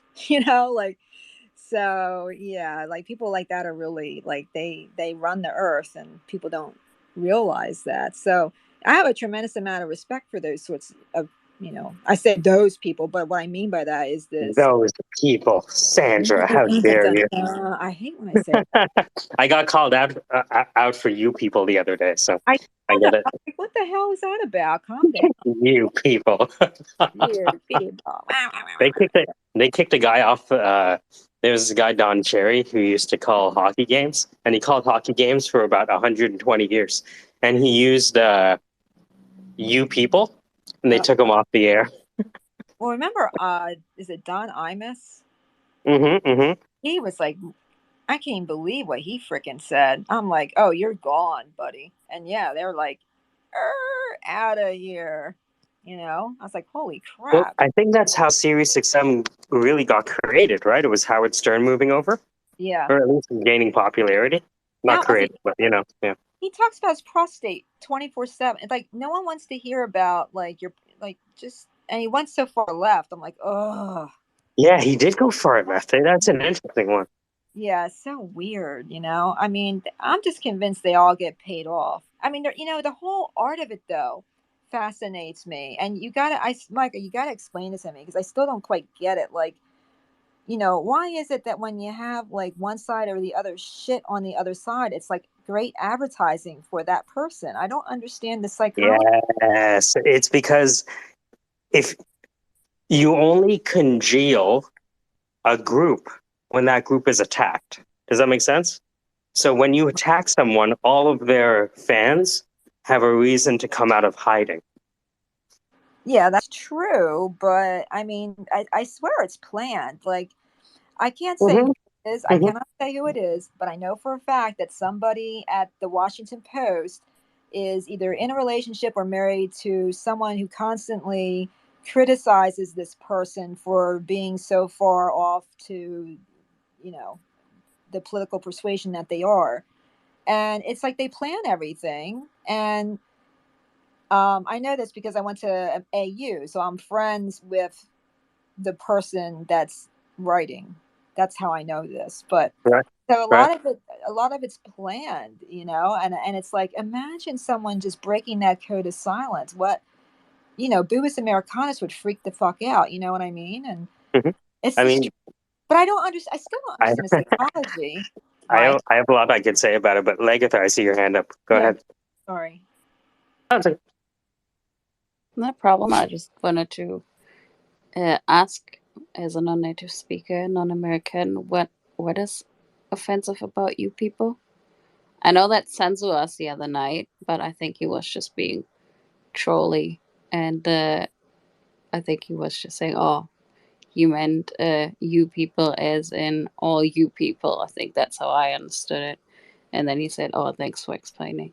I think he was just being trolly a little bit, you know. Probably had too much to drink. So, what is offensive about you people? I just think like just a general term about a multitude of people, but I might be wrong. Quinn, are you there? Can anyone explain Yeah, you I'm here. people? I'm here. Yeah. What's the thing Uh, about you people the or those question is, people? what is offensive about you people? Nothing. Nothing One is word about offensive you about you people, it's people. racist. That's the issue with Nothing. you people. And when that Nothing. sports announcer said it, that's how people took it. That's why so many people were offended by that you people thing. So what had happened was the sportscaster named Don From what I Cherry. gather by when anybody says you people, it comes from a perspective of racism. So that's why everybody gets so hot and bothered under the collar. And if somebody said you people, they'd be like, you people like black people? Hey, what's that? So white people, Spanish people, if you say that to any particular race, that's how they're gonna take it, right? What? They're gonna be quickly offended. Oh, okay. So if it's aimed at one particular group of people, may that be a religion, a race, a gender, or whatever, then it's offensive. Well, I mean, just No, generally, just if some, saying it is that's the whole thing. Like people get offended just because you say it because yeah, they categorize themselves in these positions. That's how I feel. I'm like, sometimes. come on, people. I wasn't. We're I all you wasn't. people. Like, hello. Yeah, I wasn't. I don't know, irritated or whatever. I wasn't offended by it, but clearly I'm missing the context here, and that might be an American thing. It's not. It's just Okay. not offensive at Yeah, all. that, It's the that's whole that's thing. a general consensus. I mean, when someone uses that's people go to that perspective first. You know, the you people thing is what they do, and they'll take it offensively because I mean, if you're here in Toronto and you're at a group and you know you people be quiet over there, everybody gets uptight about that, right? Because they look at it in that context.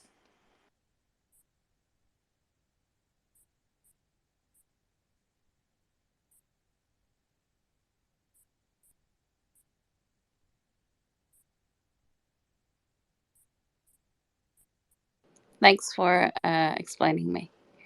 I will be carefully using you people, especially around my American friends. I'll be not Yeah. saying you people in any context whatsoever. I don't think Yeah, it's they offensive could be offended. here, but yeah, I'll be careful. Yeah, I would. Where you are saying you people, yeah, I would definitely, especially if you're in America. No offense, but yeah, you just never know.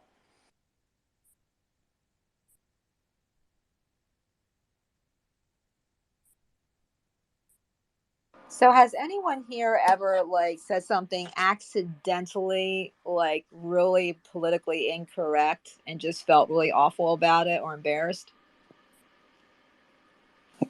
Definitely said some offensive shit, but wasn't awkward about it or Okay. embarrassed after. I was Okay. 100% cool with it. I'm like the Okay. king of you people out this motherfucker. Let me tell you what I did, and you tell me how stupid I am. This was a long, and in all fairness, this is when Hollywood Tans was like big. You ever? I don't know if you heard of Hollywood Tans, but it's a franchise down in the States, and it does tanning boots. And this is when tanning boots first became popular. Um, I had just started, it was like 97. So this is how long ago it was, but it sticks with me to this day. So I'm at a party, I'm talking to, a group of people, and my ex's brother just bought a Hollywood Tans franchise. And so they're talking about the franchise. I'm sitting in a group of, of his friends. They're just getting out of high school, going on to college, and we're talking about tanning, and I'm not even paying attention. I turned to my ex's brother's friend, and I'm like, so how do you go to Mike's tanning salon, and do you go to Mike's tanning salon, and what do you think about it, and do you like going there, like just something pleasant. But I wasn't really looking at him or thinking, and he's like, Sandy, I'm black. What the hell am I gonna like? What are you talking about? Like, why? Like, he couldn't even like articulate what the hell I was talking about. And I don't think I was ever so embarrassed in my life. And of course, so I try to save it because I'm stupid. And I'm like, well, what do you mean? You've never gone to a tanning salon to like get a tan or anything? And he's like, no, because I don't need to. I'm just like, I felt like an idiot. Like that has to be up there in the top 5 dumbest things I've ever said. That's a good one. I like that one. Yeah, that There's one's no really funny. comeback for that, like what could I have said differently, Quinn? Anything. Nothing. You shouldn't have said it. Exactly. How stupid. I'll give you one. I give you one. So I used to have this show that I was hosting at this bar, and next to the bar was a convenience store. And I knew that the convenience store had gotten sold, and there was some new management or new ownership, and they had put the sign up like just that week. So I'm hosting the show, and then I'm talking to people in the crowd, right? But everyone I talk to, they say who they are, right? And I see the guy come in or whatever. He sits down. I'm like, hey, what's up, man? Everything good? Yeah, da da da. And I say, yo, are you the new owner of the convenience store next door? Right? He's Yeah. Korean. Uh-oh. So he's like, yo, what the fuck is this about? And I'm like, I don't understand. What are you upset about? He loses it on me. And I'm like, my man's, there's a new convenience store owner. It says new management. And I've never seen you here before. I'm asking if you're the new owner of the convenience store. You said you just finished work and you came in. The convenience store next door just closed and you came in. So are you the new owner or not? And he got really upset about it.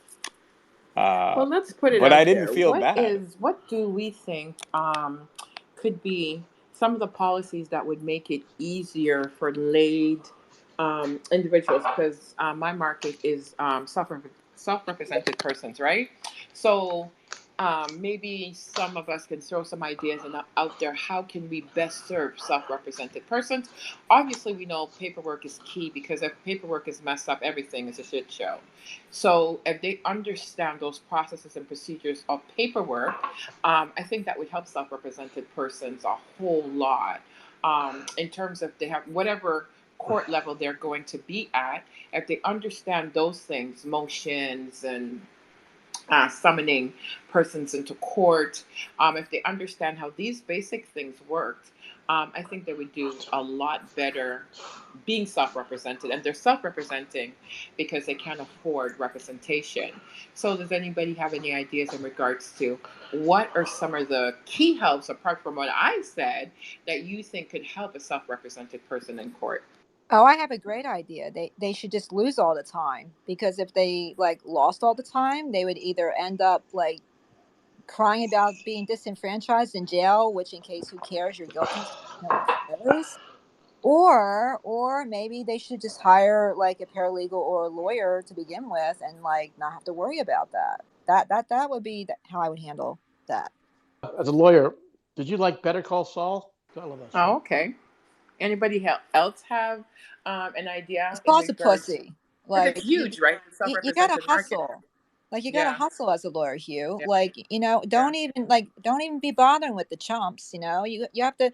I told you, I represent superheroes, like AKA serial people, but you know, the juries keep letting him off or her off or them off, and you build a practice on that. It's like a niche after a while, and they keep coming back, and I keep representing them. Those are the sorts of people that deserve good solid representation. That way they can re-enter society, and you see them on a regular basis, and you do your best to present the facts as your client says they occurred, and you They're they're get them entitled to off good again. lawyers, just the same as anybody else if they want to pay for it. Yeah. Absolutely. Yeah, absolutely. And if you're too poor to be able to afford a lawyer, well, don't do the crime, or don't like get caught in a situation where someone will say that you did the crime, because all I cops are agree. racist. And yeah, so like, hello, Hello. oh, a police officer pulled me over, and here's my imaginary, person on the phone with me. Look, there's a lawyer on the phone with me. Do you really think the police officer cares about that if you're like not white? No, of course not. Now, now if your lawyer's white, that's a different story.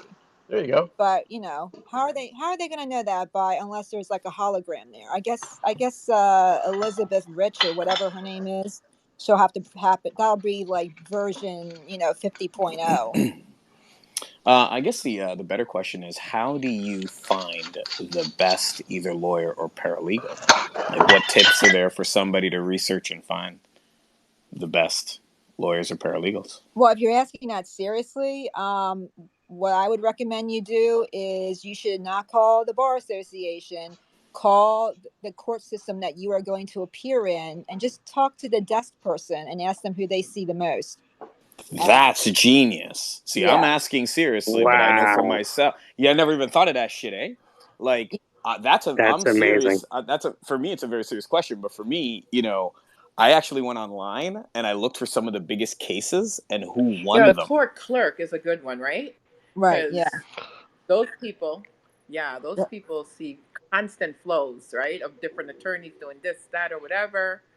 And they're always like, hey, what lawyer do you see the most? A lot of us don't really do that, but some do. If you actually Right. are Yeah. appearing in first appearance court and you're like, I'm here, I need representation, Yeah, let me see if there's any good lawyers out there, and see who I can talk to and get some 'cause phone numbers or cards. Yeah, so court clerks are always good. for us lay folk, a lot of lawyers are just black boxes on legs.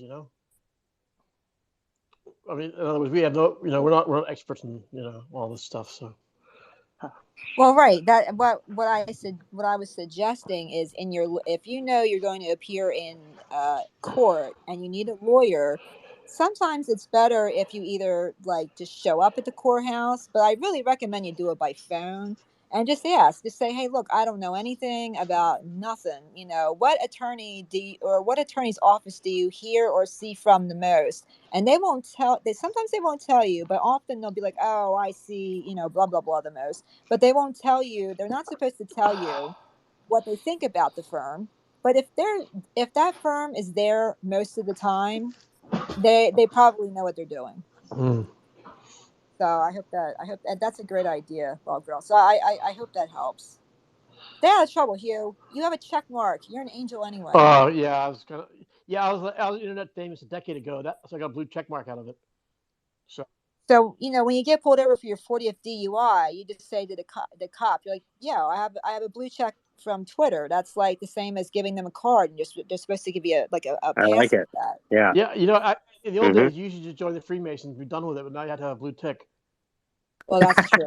Yeah. Yeah, that's absolutely true. Yeah. But they have female Freemasons now. Like there's a chapter There goes the in neighborhood. There goes the DC. neighborhood. Yeah, Yeah. yeah, you guys are gonna like throw cats and snakes at Yeah, you. Yeah, exactly. I don't know. I wonder if there's like a stair ceiling where you can only get to the 27th rung or whatever. Yeah, yeah. I want to ask Quinn what his favorite rappers are now. I'm Scottish. private I was a rainbow girl, by private the joke. way. Private joke. Yeah, I love it. I was a rainbow girl, which is like the Freemason equivalent of like Girl Oh Scouts. yeah. Yeah, it's Rainbow Girls, and then the female equivalent for Freemasons is Eastern Star, I In think. Scotland, If I in remember. Really? Scotland, if you're a lawyer, you have to be a Freemason. That's just the end of it. I mean, if you're not Freemason, you're not really a lawyer. I mean, that's Well, my family has been in all that stuff for centuries. I yeah, mean, exactly. Yeah. yeah. But I can't be a Freemason technically because I'm female. And are you Catholic?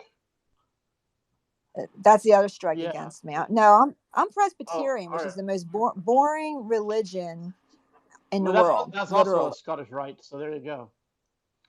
Yeah. Yeah, but the Presbyterian churches here have the best bands. That's But true. no. Is that Pentecostal? I can't No, remember. yeah, I think you're Yeah. thinking Yeah. Presbyterian. Right. Presbyterians are a Scottish sect. It Okay. means presbos, old elders. In other words, instead of having a pope, you have a group of Oh. elders. Well, I don't know what it used to mean, but I do know right now it means Presbyterians are kind of like, yeah, we don't really want to take sides. We're going to sit over there, and you they're like Baptists, Anglicans without the wasps.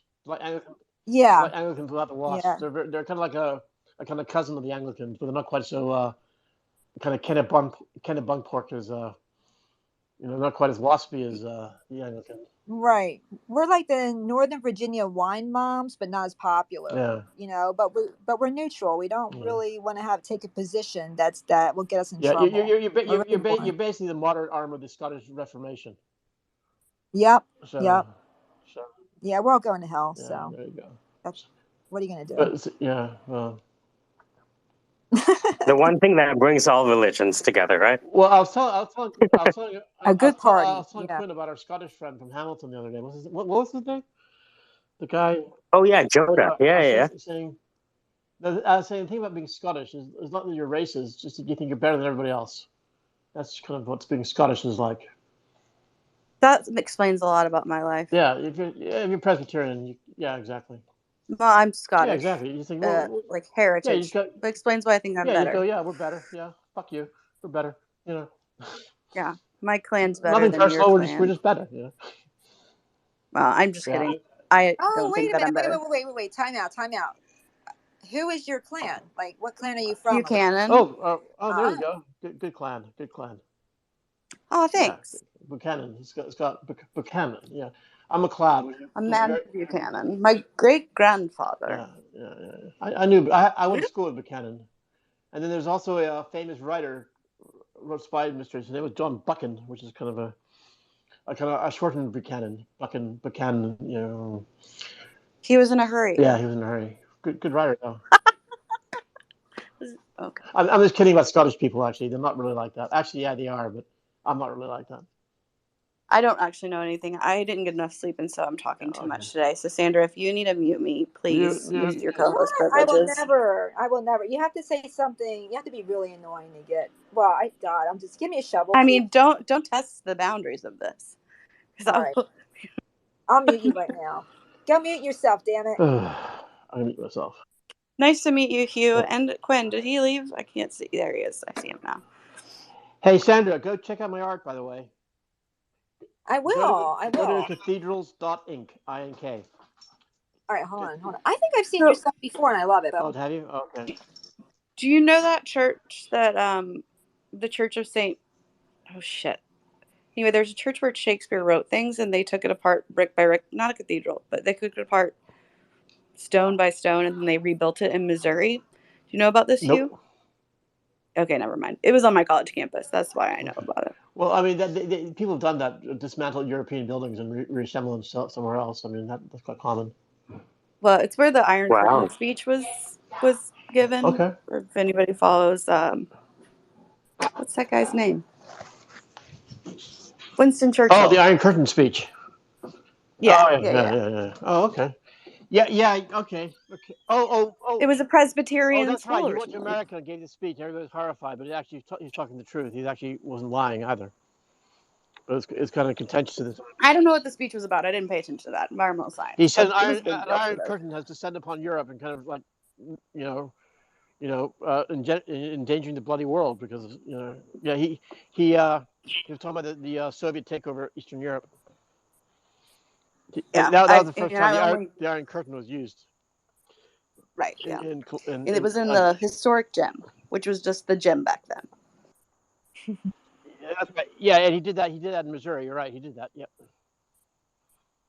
Yeah, Westminster College, Presbyterian, by the way. Yeah. Explains everything. Oh, no, it doesn't. It explains nothing. Like, Oh, I know. not a god darn thing. Not one I'm thing. telling you, I got like 30 minutes of sleep. I'm making no sense. But I've missed you guys. You sound good. You people don't think that. Hey guys, I'm You gonna people. go have dinner. Yeah, you people. Hugh, You wait, people wait, don't wait, believe wait, in before I you gotta go. hang out with my wife. I'll see you guys later. Okay, but Hugh, I'll before chat. you go, I was thinking something else. I didn't see that before. I'm gonna take a closer look at it, but it's the way your mind works is really cool. Like the drawings that you have on your site are remarkable. Like they're Oh, thank amazing, you. and you got great handwriting too. So Oh, thank you. you check the boxes, and you're of course you're married, so which is There are a why lot I of there are think a lot of them too. cool. So knock yourself out.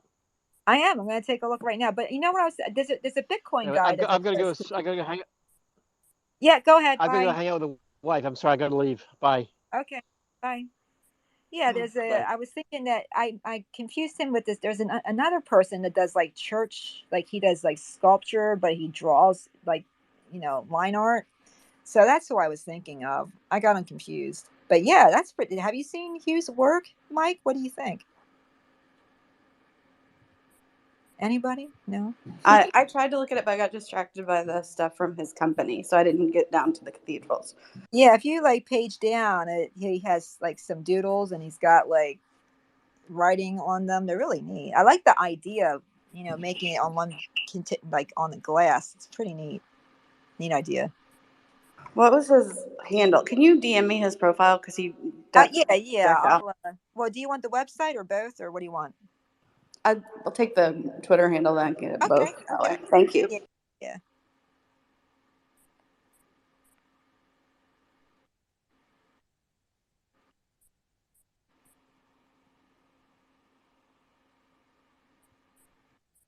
And Twitter Spaces is just a S show today.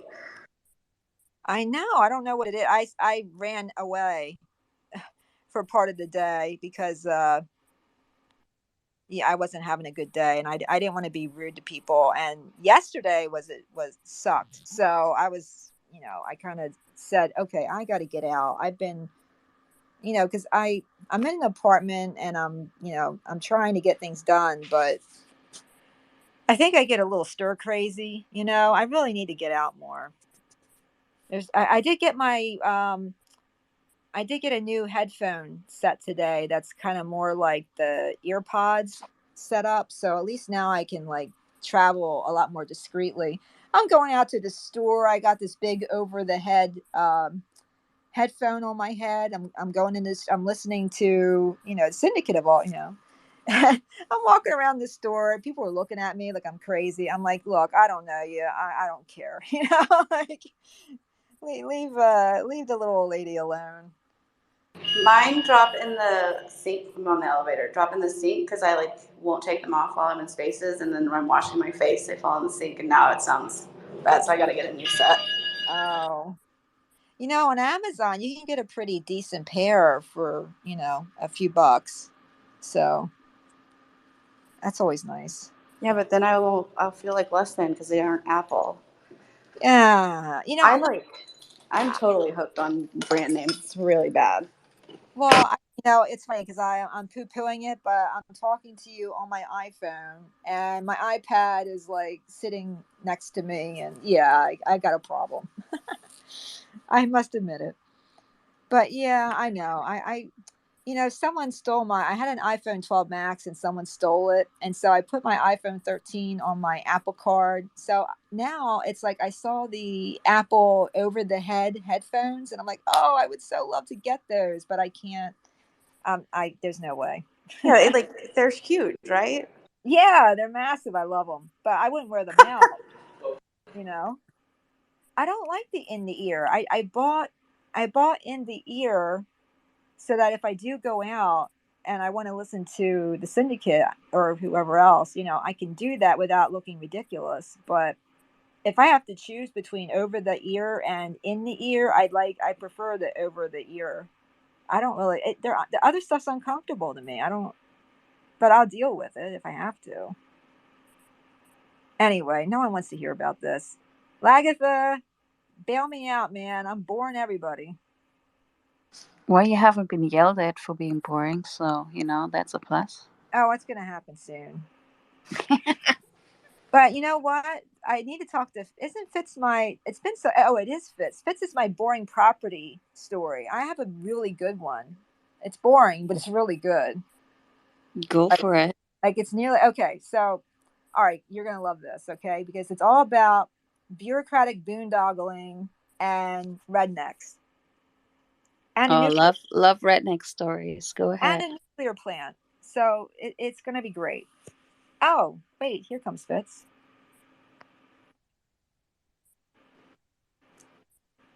I can't see him. He's connecting. Oh yeah. I am here for this. You're going to love this one. Okay, because you will appreciate this because you know what it's like to deal with small towns and bureaucratic nonsense and just people who are a pain in the ass. All right, so. So, Sandra, welcome everyone to the show and then lead with the story. Yeah. Welcome to the Syndicate and also welcome to Boring Property Law. Boring Property Law Stories. So, all right, so did I do that right, Mike? Oh, edit me. All right, so. Perfect. Okay, thanks. So, all right, this involves a very old gentleman and his family, a nuclear plant, cattails, and lawyers, frantic people, everybody else. Okay, so this is what happens. When I'm not going to name the nuclear. This is a true story. I'm not going to name the nuclear plant. I'm going to call it a different name. I'm going to call it the Cherrywood Nuclear Plant in South Jersey. So when Cherrywood Nuclear Plant was built, the land was bought all around it except for one critical area. And the reason that the Cherrywood was built where it was built is because you need water to help cool the nuclear plant. So the people that built this plant decided that they would have these grates and the water would flow in and they would use the water and they would then try to purify it, do whatever. But this is what happened. So time went on, everybody's happy, everybody forgot that this one little area of land was a land that they did not own and they never got an easement for it because they couldn't find the person, and they figured, well, if we sit on it long enough, someone will show up someday, we'll just deal with it when there's a problem. Now when you hear that, what does that tell you? Like, okay, we'll deal with it when it's a problem and a nuclear plant and a land use issue. Yeah, this is not a situation you want to be hearing about at like 2 a.m., which is what happened to Judge Farrell, who I worked for. But we'll get to that in a second. So the brilliant people at the Cherrywood one day noticed that things seem to be a little hotter. It's getting hot in here. What could it possibly be? Well, it turns out that the person that owned that little area owned a critical part of where the water, flows into these grates that cool the nuclear plant. Little beknownst to them, Mr. Clarence Moore's, I'm using a fake name here, but Mr. Clarence Moore's beavers that were on his property had diverted the water just enough so that the water came a little further into his property, affected all the dead cattails, and it brought, sure enough, all the cattails began slowly over time collecting against the grates of the nuclear plant. And nobody noticed this for a very long time. And time went on, people ignored it.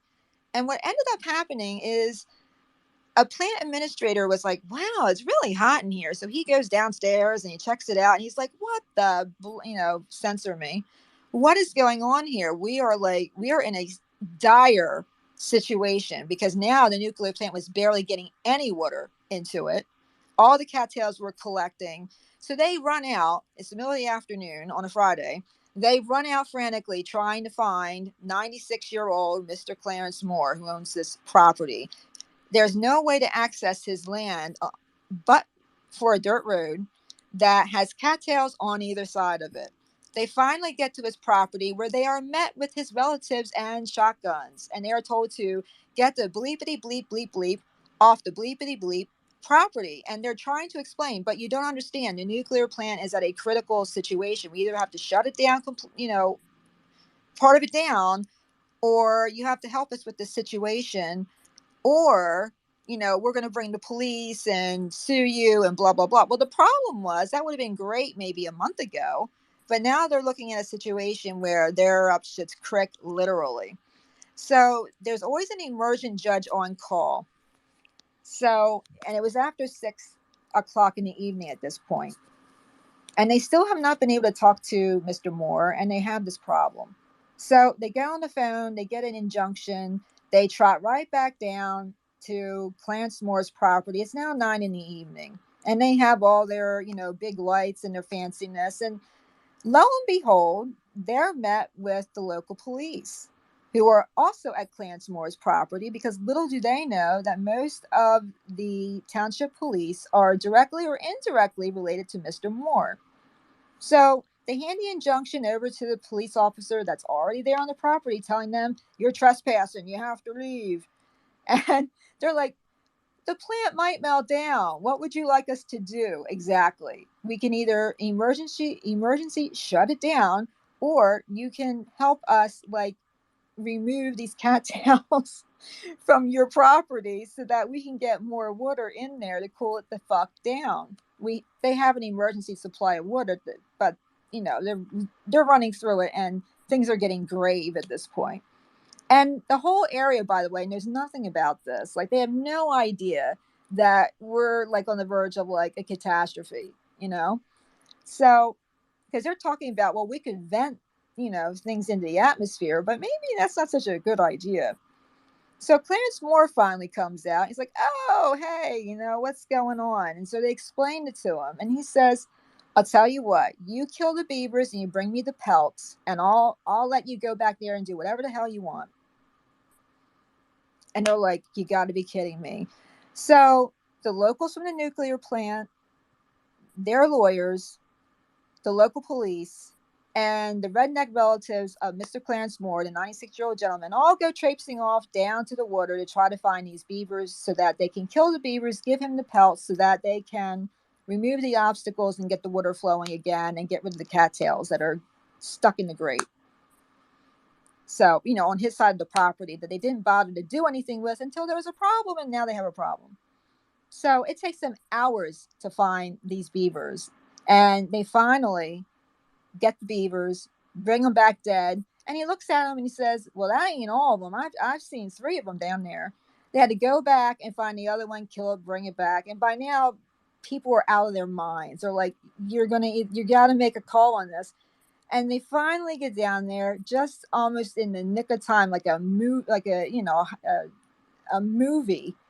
and rescue the nuclear plant from having, a dire situation. And ultimately, even after they cooled it down and pulled everything away, it made the news. It was a big deal locally, and they ended up shutting the whole plant down for half a year. So that is my property law story of the day, courtesy of Mr. Clarence Moore, who out of everybody was the only guy who got what he wanted, which was his 3 beaver pelts. And an apology for keeping him up a little later than he usually stayed up at night. Because that was a honey badger who did not care. He's like, I'm 96 years old. Like, how many years do I have left? I don't care what happens. Like, it did not sink in at all. But that is a true story. That's Name great. change. Anyway. My favorite part was that they waited until Friday to go talk to the guy. That was the best because that's classic. Oh yeah, and there's an emergency judge on call. Everywhere, like every state you go, there's always someone on call in case something like this happens. And yeah, when you really need the emergency judge for something like this, you're already in the shit of it. That was like something that guy. He's like, I got to do this week. I have to go talk to this guy this week, and just waited until Friday, end of the day. Well, it was a land use issue, and Yeah. no one likes land use issues. But now did beavers protected there? Did that come into play as well? No, they're not protected there. But who would have thought? It's one of those things that you just like Fukushima in a way. It's like a what happened where, and then a what? You know what I mean? Like Can you imagine though if there was some kind of you can't actually kill these beavers, so then it has to go to another level beyond it.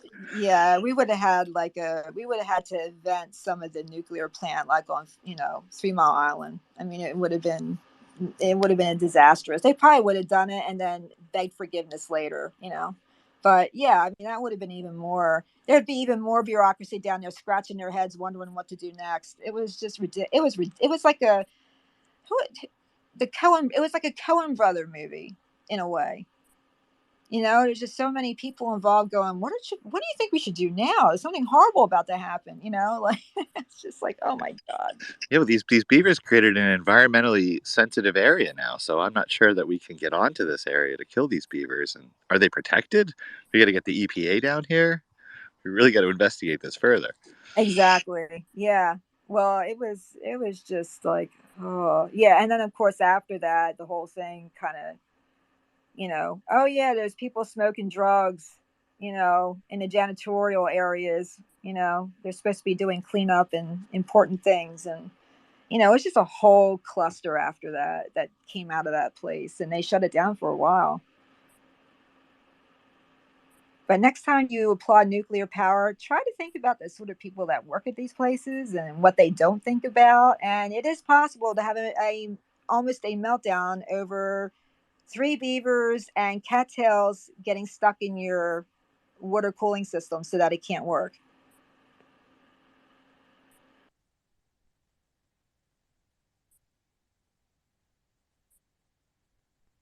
So yeah, fun time. That was amazing.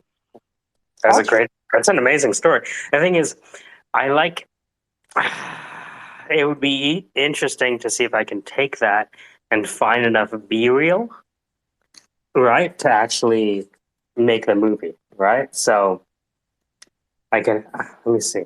I go to elements, like Angry Man in Country. Yeah, right. Angry Man Country. Let's see what we have. Angry Farmer? Angry Farmer.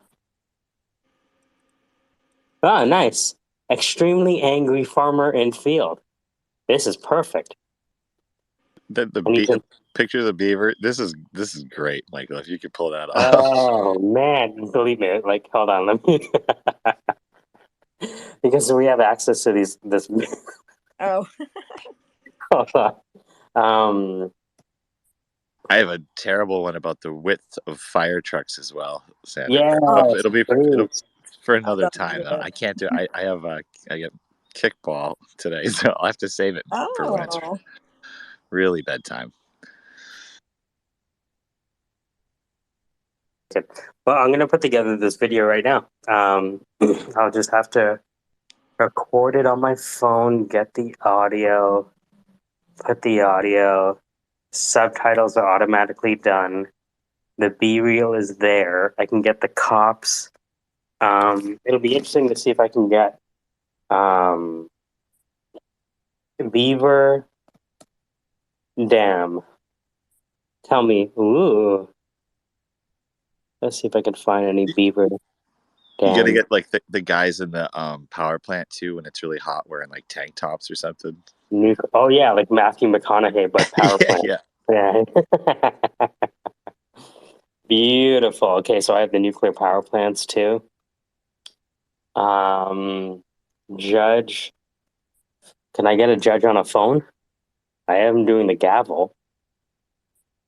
Yeah, it happened in the case I know about. Angry phone. Yes, man talking on phone angrily. Wicked. Then we can have the angry girl talking on the phone.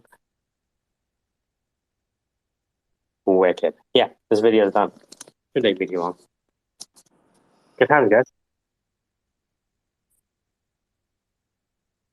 That was a good one. Well done, Sandra, by the way. Any time, I just hope I don't have another one like that. It's like how many places does this happen at?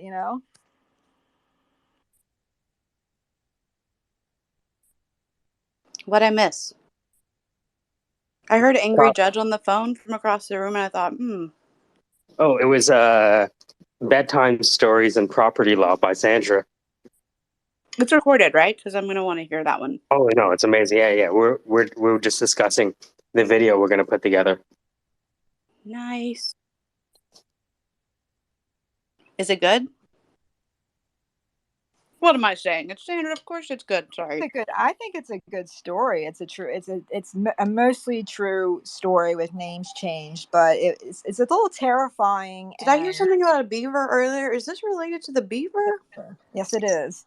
Oh, nice. That actually might be the most exciting property law story that I've ever heard. I'm not sure if it's going to make the If you cut. want to do lawyers It's comparing stories, have I got a doozy for you? Just wicked. kidding. I'm not that guy. Please. No, like I'm not gonna like. There's something attorneys like to. Oh well, you should have seen this case that I. By attorneys, I mean male attorneys. No, I actually enjoy that. Go ahead, it's fine. My first case was a property law case, and it was an S show, much like Twitter's back end development right now. No, I can't do it because it gets me still upset. Like that's why I can't practice anymore. I get too emotionally invested, and I don't charge enough to be emotionally invested, and I wouldn't charge as much as it has cost me, like life expectancy wise. That's why I'm leaving the practice of law to prevent the unnecessary injury. Oh wow, I'm sorry it affects you so much. Yeah, no, like I'm good at it, but like I'm good at it when I do it, but I don't have a life. Like I choose it over a life, and so I'm trying to. The Syndicate is helping me out with that. Like I get emotional a little bit about it, but that video thing that you made, like I like showed it to to my family at Sunday dinner. Like that just meant a lot. So thanks again, Mike. Also, again, didn't get much sleep, so. I was going to ask you. So, how is everything going so far? It's been about what, a month since we met? It's probably been a month since we met. I think it's been a week and a half. I have some medical stuff that comes in and out, so I have good weeks and bad weeks, and the last week and a half was pretty bad. So I'm coming back out, but excuse me, the cough's not related. That's from chain smoking. Don't smoke. So the good news is that like I've got a lot of potential. Like I showed it. I think I mentioned this, but I showed the pitch deck to my cousin who happens to be a former VC. He had a tech company that IPO'd. And when I finished showing it to him, I haven't shown him this in 2 years, right? So like I've been working on the nerve to like say, hey, Fontaine, this is what I'm working on. He knew about the project, but I'd never shown him the pitch deck. And the first thing he says to me was, I reviewed the deck. I'm not really sure what you're doing. I was like, okay, good note. So I'm going to do some adjustments now. But he couldn't play the video. I think that would have helped. So like clearly I've got some adjustments, but he's going to kind of help me work through some of that, which is nice. And I wouldn't have actually sent it to him, I don't think, if we hadn't met that Saturday, because I think I sent it that Saturday. I did. It was either that Saturday or this Saturday. No, it was that day. I finally sent it to him. Anyway, thank you guys. Actually, thank me. I did that. Sorry, I'm working on like taking credit. When nobody talks, it makes me really insecure. So keep being silent. I get the same way. I get the same way. I hear you. No, you're good. You're good. I'm so sorry. I mean, that's really No, tough. don't be sorry. It's a good thing. Like, listen, I get in my own way. That's part of the problem. Is like, I know it's a good idea. I know this can be great, but I complain about not having funding so much that I don't actually progress. And so when like you guys like shared a video that I haven't shared yet, like Mike just shared it, and then Casey, I don't know if there's a back channel. I'm not part of the Syndicate back channel yet, hoping to be inducted in the next 10 to 12 months. No pressure, Mike. But he posted that video that I sent to you, Quinn. I don't know if you're still here. Can y'all still hear me? Yeah, loud and clear. All of the Twitter like talking things are different now. It shows something funny. I hate Twitter today. Anyway, Casey ended up posting it, and then somebody commented on it. It was the first time that had been public, and I had been kind of like I was like, oh crap, I didn't mean to say don't put this public, but he did it, and I was like a huge band-aid ripped off. And I've kind of just tried to slowly move forward from there, like coming into this space and listening to you guys hack up while I do legal work or like do something that's productive, or just, try to be present in the moment. So really grateful for you guys. And It's I mean, it's so funny because when I heard your idea, I was like, oh yeah, that makes sense, right? Like it didn't take long for me to be like, yeah, I can see this being useful. And there might be other competing companies that do this, but that doesn't mean they're not. That doesn't mean they're you, right? Well, so actually we have our key competitor. Totally support their work. They're in different states. They're not in Arkansas. We have ground advantage for Walmart, which is the largest employer, I think, in the nation, if not the world. Probably not the world, but at least the nation, which being able to offer it to Walmart employees as like an add-on benefit would be a really cool contract that we would love to Oh wow, the opportunity to get. I think it's yeah. Yeah, and being a trigger state, like there's the opportunity, to the trigger law in Arkansas, which makes it illegal for someone to have an abortion, even in rape and incest cases. While I don't want to get political, and I won't get political, is a reason that women now have the opportunity to be questioned about whether or not that pregnancy test was positive, or the fear of that at least. And so having that in their back pocket would be nice, which is why I started to look at VC funding. My uncle's like 900 years old. Just to be clear, his tech company IPO'd in the 80s. It's called Applicon. And the video didn't play. So he saw a PDF version without me doing like a pitch. So he just saw the deck. So I think that also affected it. But I was really excited to have sent that. And I think it was really helpful to hear y'all's support, like general Syndicate support. And so thanks. And Mike, when you made that, I was like, I'm still gobsmacked. Because I just am. I'm gobsmacked by anybody that does graphic design. And my sister does it. And she won't help. And it makes me really sad. But either way, not better. So when you said you were looking to attract funding, how would you use the money if you had it today? Today, if I had $165,000, it would go straight to the dev team to make to finish out the native app that's reliable enough to onboard Arkansas, Texas, and Colorado, because that's where our attorneys are. I have attorneys ready to go online in Texas, Colorado, and Missouri for sure, and Arkansas, obviously.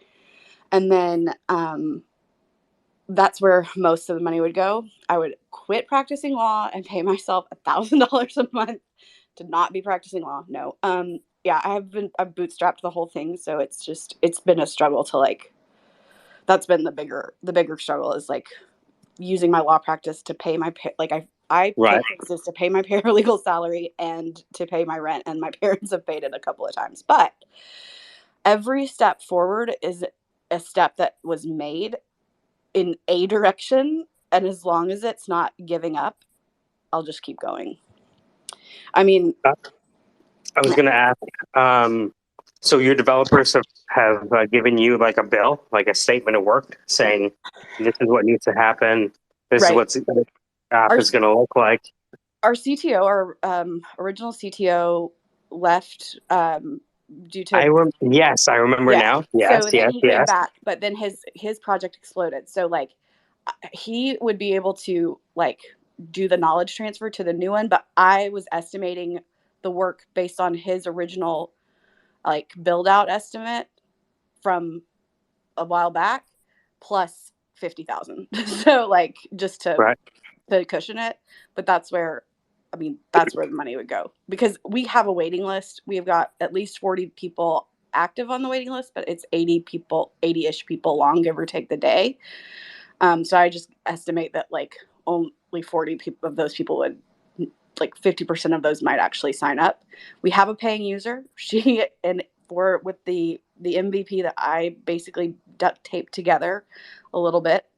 And she's happy with it. And she has not canceled her membership yet. She pays $5.55 a month.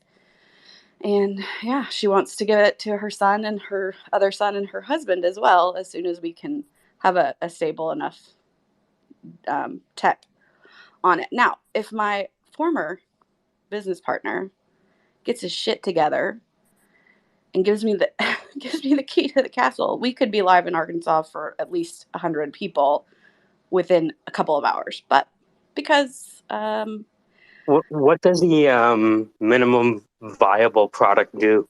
What you saw in the video. So somebody opens the it's really it's a bookmark on the home screen of the phone. So as soon as they touch that, it sends that message, that beep beep beep message. If they touch the red button, it sends a second beep beep beep message to the attorney, and that links directly to their dynamic video conference room that is securely to the cloud, and it's specific to the user. But right now I have an attorney that is trying to get him to sit down and just copy paste the one thing that I can't figure out in a reverse engineer from a completely non-technical background, unless you count like Drug Wars on my TI 83. Anybody get that reference, Drug Wars? So I'm just trying to think, like, with the tools available today, I'm wondering if this can be done for 15,000, not 150,000. Does that make sense? I think that the or web application 5,000 could or be 1,000. fixed. Yeah. I think the web application could be fixed for something around that. But it feels like throwing good money after bad. And I've said before, like I am trying to get in my own way, so that's part of it. I just completely honest. I wonder if you did like a hackathon and you gave like a prize of. I think if you did a hackathon and did a prize of like $2,000 or $2,500, you'd get the app built in a weekend. So how do you you say that like it's something that makes sense to. Like if that's like me saying, do you have personal jurisdiction over the parties and the subject matter, and subject matter jurisdiction over the blah, blah, blah. So imagine that there are a bunch of people in school, right? And a bunch of people learning how to code. And my therapist today said, have you thought about the coding academy at UCA? This sounds similar. Is this right? Yeah, right. The idea is that there are a bunch of people, like I was 20 years ago, willing to work for $9 an hour because I don't have any experience doing anything. And I can't get hired unless I put some experience on my resume. So I was willing to work for $9 an hour for 1 year for an entrepreneur. And as soon as I got the experience I needed, I left. And he got what he wanted and I got what I wanted. He got somebody to work for cheap and I got experience so I could get a real salary. It worked out for the both of us. My dog likes that idea. Wicked. So now we have validation. Yeah, a little bit says rough. There you go. Oh, hey, the Syndicate is here speaking. That's weird. Is that Meta? I am speaking. So, here we go. I'm a full stack software engineer. I've been a part of hackathons before. And I'm actually trying to organize hackathons now. Aside from like building apps and blockchains and stuff. So let's do. We can do a hackathon. We can organize a hackathon for you if you wanted.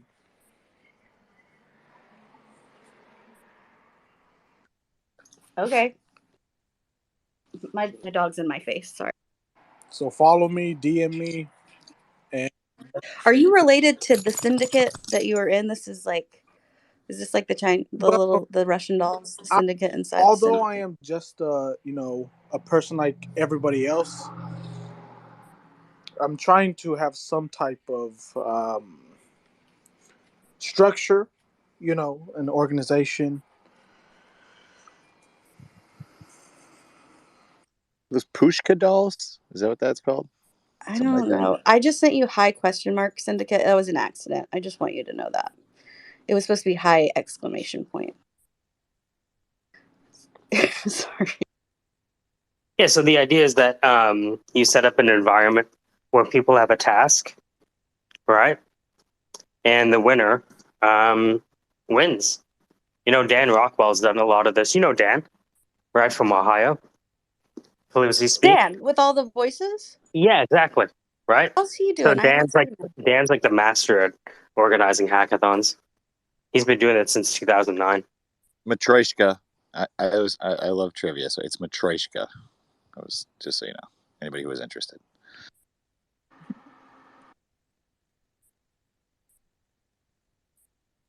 Yeah. So my premise is that I think you'll find that it'll cost a fraction of 150,000 to get your MVP out the door and working for your first 100 customers, because you don't have to service anyone but your first 100.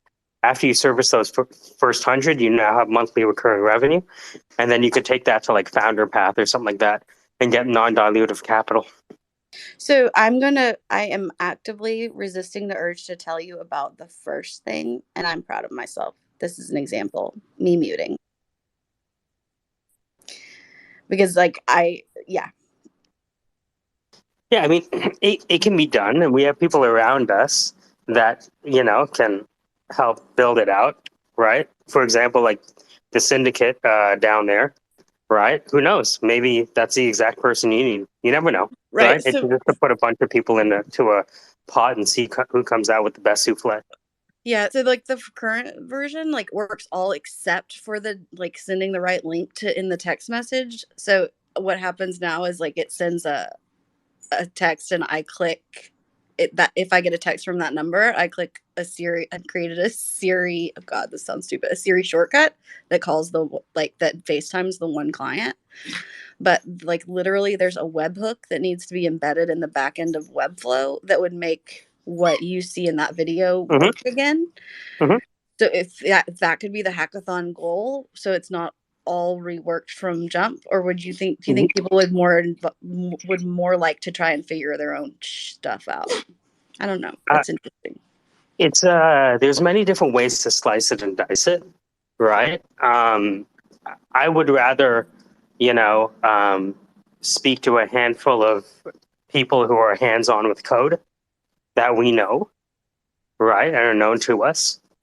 And you can, because someone has the knowledge, skills, and attitude, doesn't mean you're going to work well with them, right? That's always the X factor. So, chat with a bunch of developers. Most of them are going to be lying to you, That explains right? everything. Sorry. Most of them are going to be lying to you.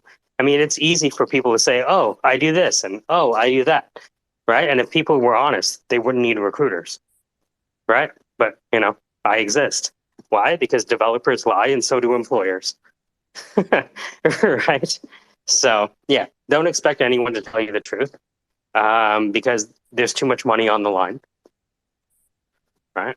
So none of our people have been paid, which is probably like that's why I feel like paying someone would actually like their skin in the game. But Yeah, yeah, no, I like absolutely, this. right? So maybe Brandon. No, I don't want to commit him to stuff. Never mind. Sorry, I'm thinking out loud. It's okay. Right? I'm not saying it'll cost less or cost more. It's just one of those things where I've seen a handful of developers be able to do a lot more than large teams, let's say.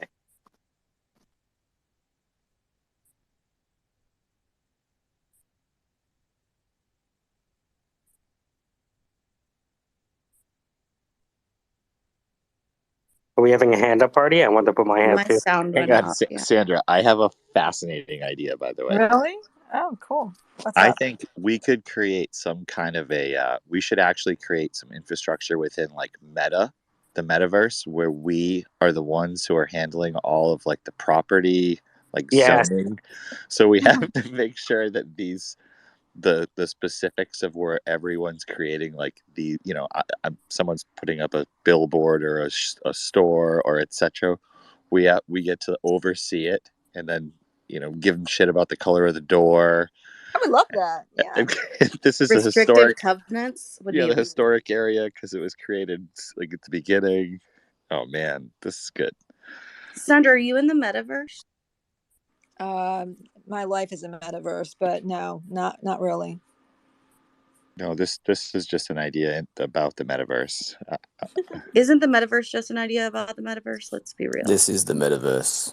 I thought the metaverse was supposed to be better than the real world. Why would you drag all that crap from this world into the metaverse? You heard Mike. They lie to you. The developers lie. Yeah, I just don't get the idea of why make my life miserable there too, if I can make it better. Twice as nice. Like one miserable life's not good enough to get to. Wait, that's actually really sad. Syndicate, go ahead. Technically, it's the Twitterverse now. If Twitter had their own metaverse, but as a developer, I build developer teams, and I've talked with a lot of developers over the years, and what you really want to find is developers that work for free, because every real developer will know that they need to develop something that's going to make money. So I don't want to say the best developers work for free,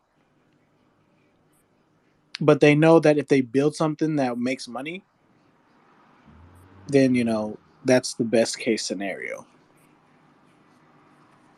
Yeah, that's how our first developer joined the team. He was like, I'll get paid back when you're profitable, and he started building out, and yeah. So I think that's interesting. It just, if they have paying projects come up, that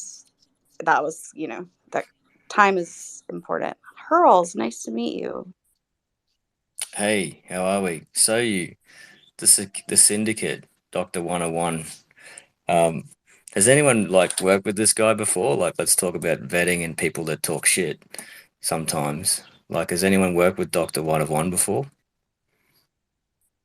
I don't think so, but it's a good question, Syndicate. Can you tell us about the projects that you've been a developer on and how you got your start in coding? Sure, I'd love to. At the university level, began studying a lot of things, and after being in the startup world, startup industry, Silicon Valley, I began to build locally and globally in the metaverse over the last 6 months. What year did you graduate? 2013. Oh yeah, and what's some of the projects that you've worked on that have become successful? I've been doing a podcast. My LinkedIn, I have a LinkedIn. Do you have a LinkedIn? Anybody else have a LinkedIn? No, I don't like LinkedIn. Well, most of my projects and volunteer work is on LinkedIn. I use LinkedIn. Yeah. I like it, but that's just me because I think it's part of how I was able to network for some other stuff when I was doing other projects. I mean, I like to listen to people's voices and sort of the words they use and the phonetics and tones, and I think Syndicate, is on the right path. I don't know, but there's this person behind there that sort of wants to do something, but there's also this other part of this person that's there that sort of makes me kind of want to throw up in my mouth a little. But all due respect, Syndicate or Doctor One of One. But yeah, this sounds interesting. Sorry to butt in.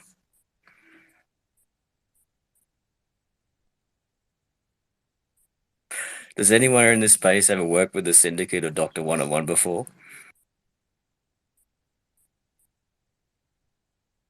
What? What do you mean? Well, the Syndicate is Doctor One of One. If you didn't Oh know, yeah. He's like a whole bunch of.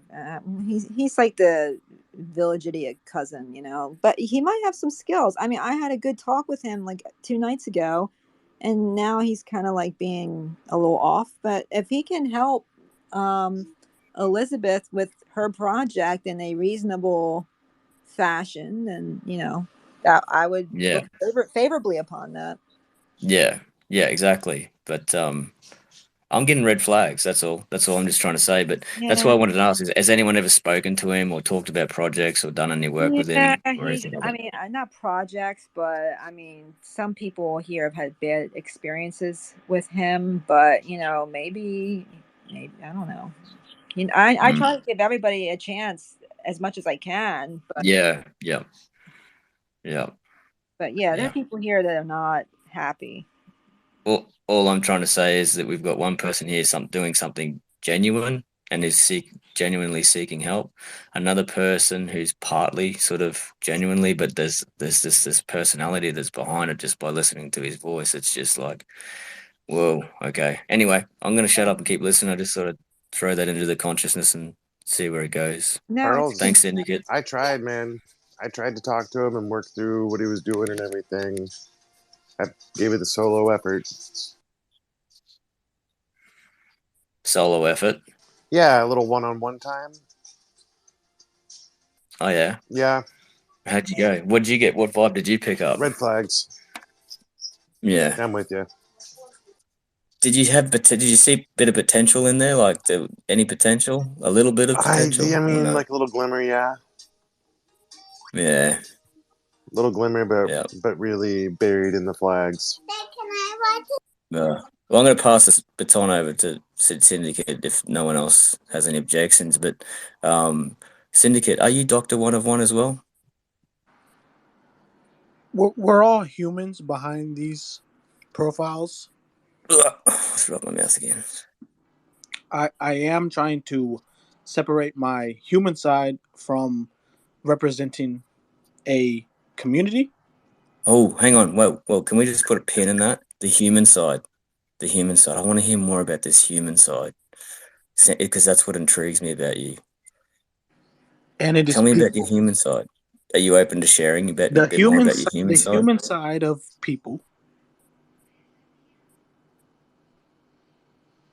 of a community.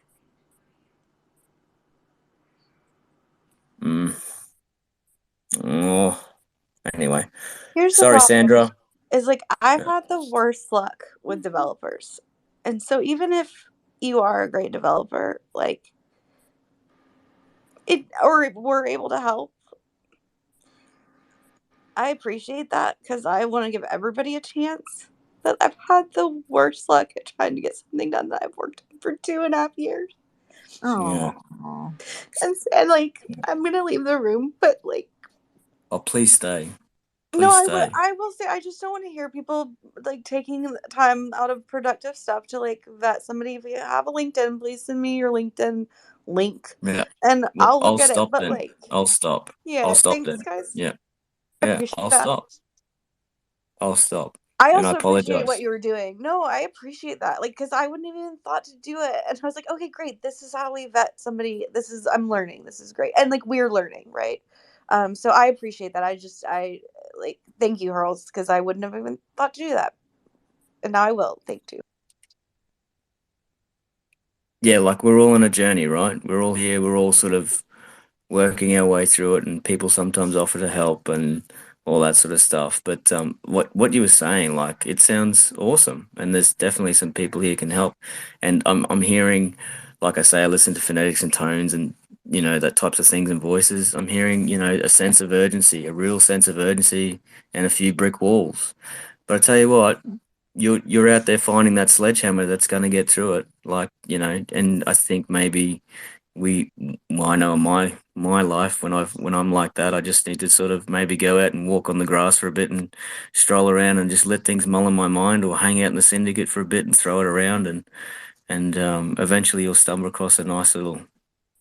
It might even be like a little handheld drill that you start with. Just get a little pilot hole in that brick wall and just chip away at it. So yeah.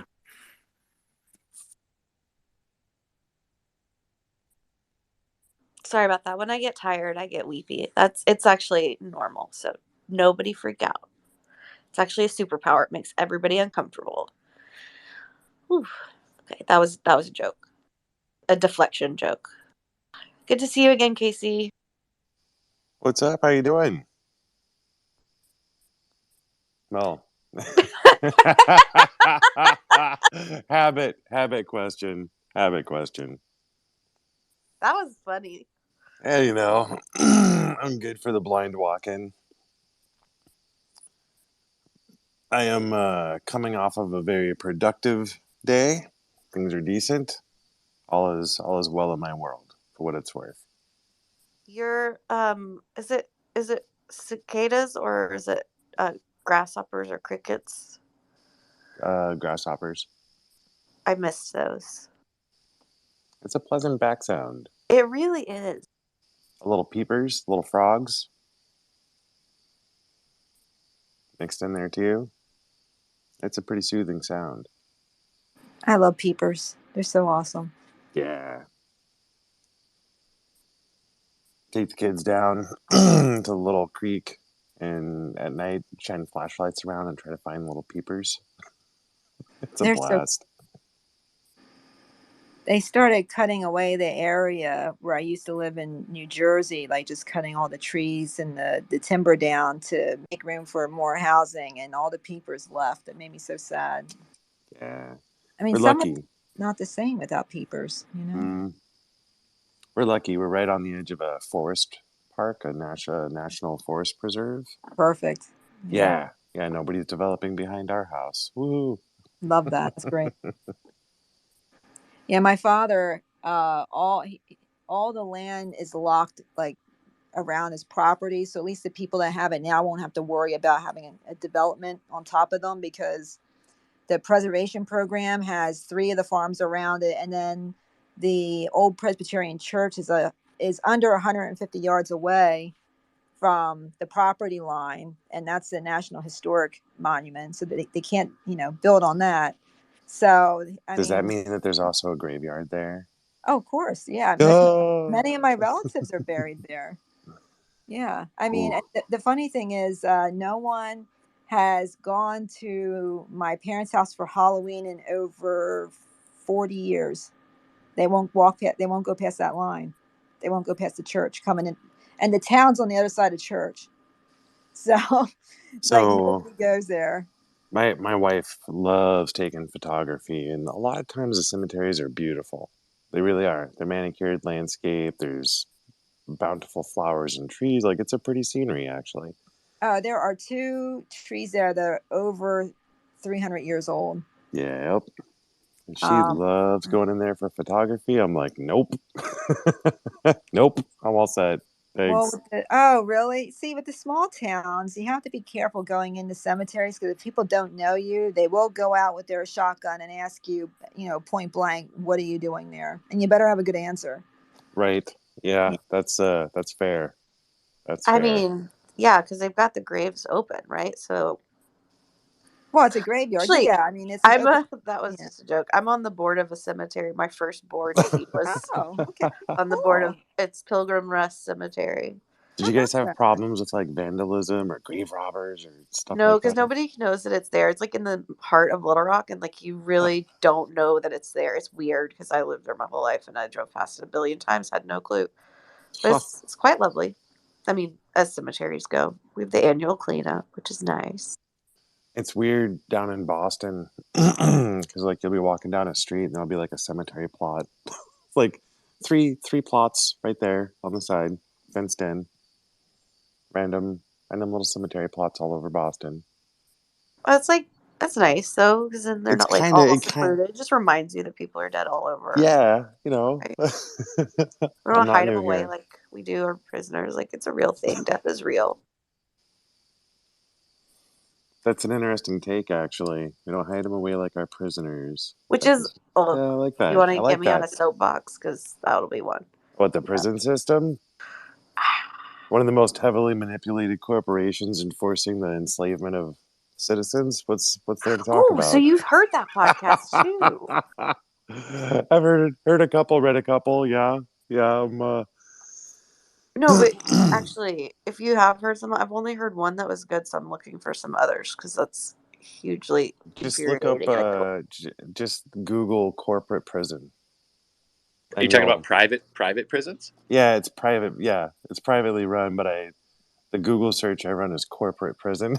Right, but no, like it's not just the corporate prisons because it's like from the time that like slavery ended, it was used as a way to like prisons like they with the like people can't hang out in groups of 5 or more after a certain time were designed to incarcerate and then like I don't know enough about it like from a Well, intellectual perspective, whatever it but was. it goes into and Arkansas actually was one of the first that it does morph into the corporate, but not in the same way that you think about it today. I think Well, it's in my head. well, it's nuts. It's a system built to effectively trap prisoners into infractions so that they stay longer, so they make more money. It's not geared to rehabilitation. It's geared to entrapment for financial gain. Right. So yeah. Through government What Casey contracts said. Correct. because they get paid by the government. They think their biggest contract is usually ICE. Right. And Mm. so Also, they Biden, I believe, not that this is political at all, because I think any politician could have said the same thing. Doesn't matter. To make a point about private prisons, said that we're not going to be renewing any contracts, and that was a big deal, and everyone was thinking about how great that was. They didn't renew any contracts. What they did was they just signed brand new contracts to get around. oh fake out. I'm gonna Yeah. have to vet that news. But Hey, go ahead. Yeah, go ahead. no, I didn't mean it like That you don't sounds right know. though. That sounds like, all right, guys, we're not going to renew. We're not going to renew. We're going to sign all new ones. And that's exactly what they did. It sounds right. Oof, brutal, brutal. Yeah, but like it's messed up. I mean, we would like how much money we waste on people who are like, it's like But are you surprised though? no, I'm Like not our whole anymore because economy is built on my waste. unicorn and rainbow and sunny outlook is slowly dulling. The unicorn has been shaved down to a nub. Okay, I have a book recommendation for you. Is it audio available? But yeah, It go ahead. is, yes. The Creature from Jekyll Island. The Creature from Jekyll Island is about the inception of the Fed and how the Fed came to be. And it should be placed Is in the it Tin horror Hat? section. Say again? Is it like Tin Hat, like reality Tin Hat type of stuff? Because No, I'm no, no, okay. no, no, no. It's actually just a historical representation of what actually happened in the Right, forming of so the Fed. Yeah, like Tin Hat type stuff, which is like in reality. maybe. I'm You not know what? I'll familiar. just read the synopsis instead of trying to Yeah, guess. yeah, Yeah, yeah, yeah. let's No, just do that. Sorry yeah. about that. No, no sorries. All good. All good. It's it's a horrifying look at the construction of the U.S. economy and what its actual purpose is. It's not a pretty picture. I think that book should probably be The placed in the federal, horror section. the Federal Reserve, that's our money, right? Yep. Okay, and crypto is decentralized, right? No, but that's the marketing Right, pitch. Yes, right. Yeah. Okay, Yeah. but yeah. So is this gonna overlap in concepts? Because I'm gonna need a Tylenol before I start listening.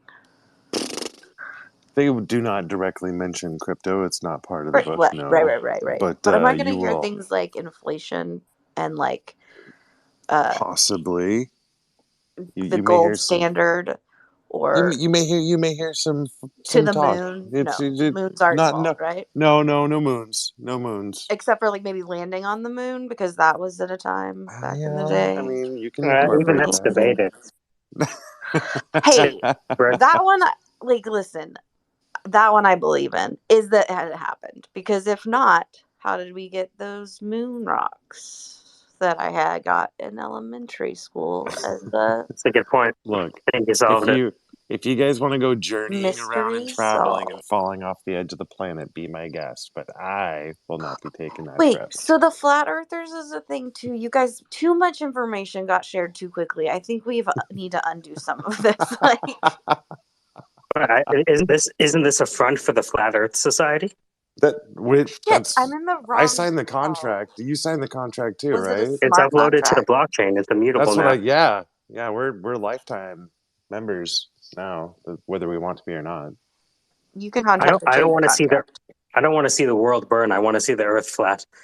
I Ooh, don't like want to burn it. I want to squish it. oh, that reminds me. How's the guy's name starts with a G? He has the rainbow squishing theory about space-time continuums, maybe. Thanks. Oh, No. Mm. um, quantum drive guy. Yeah. Oh, Mike Quantum McCullough. drive. How's he Yes. Yeah, doing? he's doing good. They're doing experiments and publishing on the daily. Wait, You can. this is the guy that was telling the Rolex story? Would a flat world burn faster than a No. round world? Hold on, Aaron. I think that's a different Sorry. person. No, it's okay. Would you say Fitz would a flat Earth burn faster than a round Yes. Earth? I gotta think yes.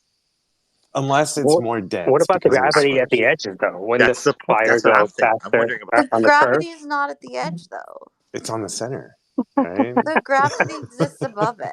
So it's going to burn through the Earth to the other end, is what you're saying. I mean, that sounds right. Y'all, I don't actually understand anything I just said. You guys I'm are all just goofing smart. off, Look, dude. I don't even this know Okay, is what's an good. going on, entire to be space honest with about you. not understanding things. Speaking about not understanding things, the Syndicate, go ahead. I would contend that a round Earth would. Alrighty. Well, I'm sure the host can attest to this. That as the syndicate, when people enter the room and disrupt it, and people get emotional, such as E. Rich got emotional over two people disrupting the room, and her wanting to leave because of the disruption. I think that needs to be, that is a problem, and there needs to Sorry, be I was on explicit. the phone with the assigned for the past 20 minutes. What were you guys doing? No, the assigned and I talked about a whole project, and we're like, all right, so I'm going to do this, you're going to do that? All And right, break. I want to apologize to E. Rich for having people disrupt a good thing I think 3D on the behalf burns. of KC and Hurls. I appreciate what you're saying, Syndicate, and I appreciate your patience with your hand up. But that's all I'll say. Thank you. And if you do want to send me your LinkedIn profile, I will check that out. I'm not going to, because I'm Okay, trying to that's fine. separate myself from the syndicate. I understand. It sounds like an existential crisis. So if you want somebody to build your project for you, then message me. Speaking of building projects, can I just say I created an entire breakdown of the Figma data on the financial literacy app. And when you say that the decentralization of cryptocurrency is just a marketing ploy, you're wrong. Sorry, go ahead with what you were saying, Casey. Yeah, no worries. So the raw data programming of the equations for debt paydowns, fuck, that is a lot more work than I expected it to be. It's been whooping my ass for the past month. Oh yeah, I can imagine the amount of math involved in that. If Ah, this, then that. Yeah, down. yeah, and just making sure the Excel programming sheet is all functioning correctly. Right. If You you get know, in Excel, you can get it in software. yeah, that's the goal. So it's getting there. It's getting there. I will have that thing done before Matt gets back. That's my Nice. goal. I I want to think give. I think it would be good to like hear a story about your first 90 days of your startup with having zero software background and what, Oh, the ups and downs. I think a lot of people would read that. that could be fun. Right? That could be fun. Yeah. Very fun. So, hey, I will create another syndicate room and continue to do so, but I do want to support others. So the reason that I'm here is to Keep track support. of the paperwork too, because I feel like that's what most people will be really interested in. By the way, Good call. Good call. I'll join you over there in the other syndicate room. It sounds great. But before I go, I kind of want to wrap this one up. The host, what is the topic? What is the current topic? Or should I go create a I think you better should room? create the new syndicate. I think Do that it. if you create the new syndicate, I'll shut this one down. And then, you know what I mean? We Lead can the all charge. follow you. Do it. Lead it. I'm tired of leading. Yeah. Yeah. Screw leading. Fuck leading. Leading sucks. Fuck Leading leading. is shit. It is. What's That's worse what the than suckers the move. only thing worse than leading is managing. The conduit of responsibility. Oh my god. How do you get shit on by both employers and the leader? Oh, let's go into management. Let's get a bachelor's and getting shit on both sides of the fence. Do you like pain? Welcome to Management 101.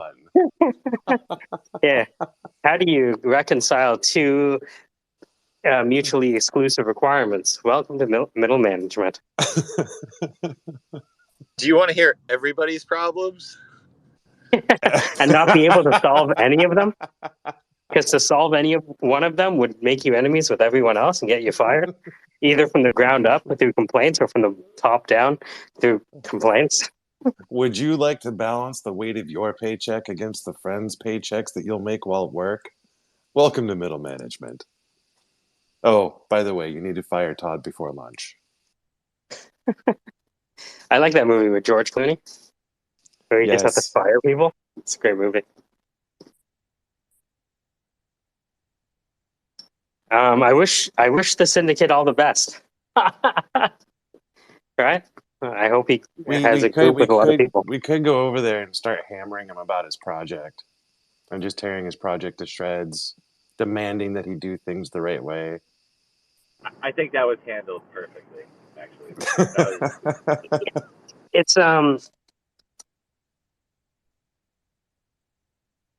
there's something in me that tells me that he can be a productive member of society. Right? Because there's an interest there.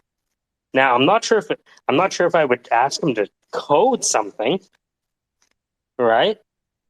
You know, I'd want to see a hello world on HTML first. You know what I mean? Like, let's start there.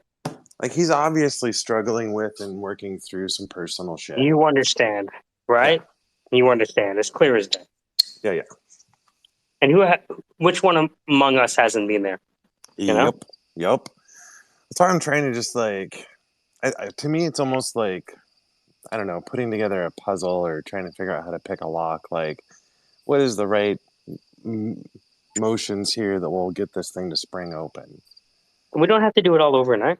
No, yeah. You know? Patience. You know, people keep showing up. It means that they're getting something from us that they can't get anywhere else. And to me, that's the most flattering thing I've ever experienced. You could be anywhere in the world, but you choose to be here with us. Why is that? Tell me more. Yes. Feed my ego. Feed it. Casey, I'm with you. Like, I'm feeling a bit mischievous. Is that a word? Going over and sort of just playing a role. I've got another profile that I might go in there with or something like that. I don't know. But God, you guys are funny. You crack me up. I mean, I know this, and it's because I've hung around with Quinn so much that it's not the last time, and it's definitely not the first, right? The sign of good manners is the ability to deal with bad manners politely.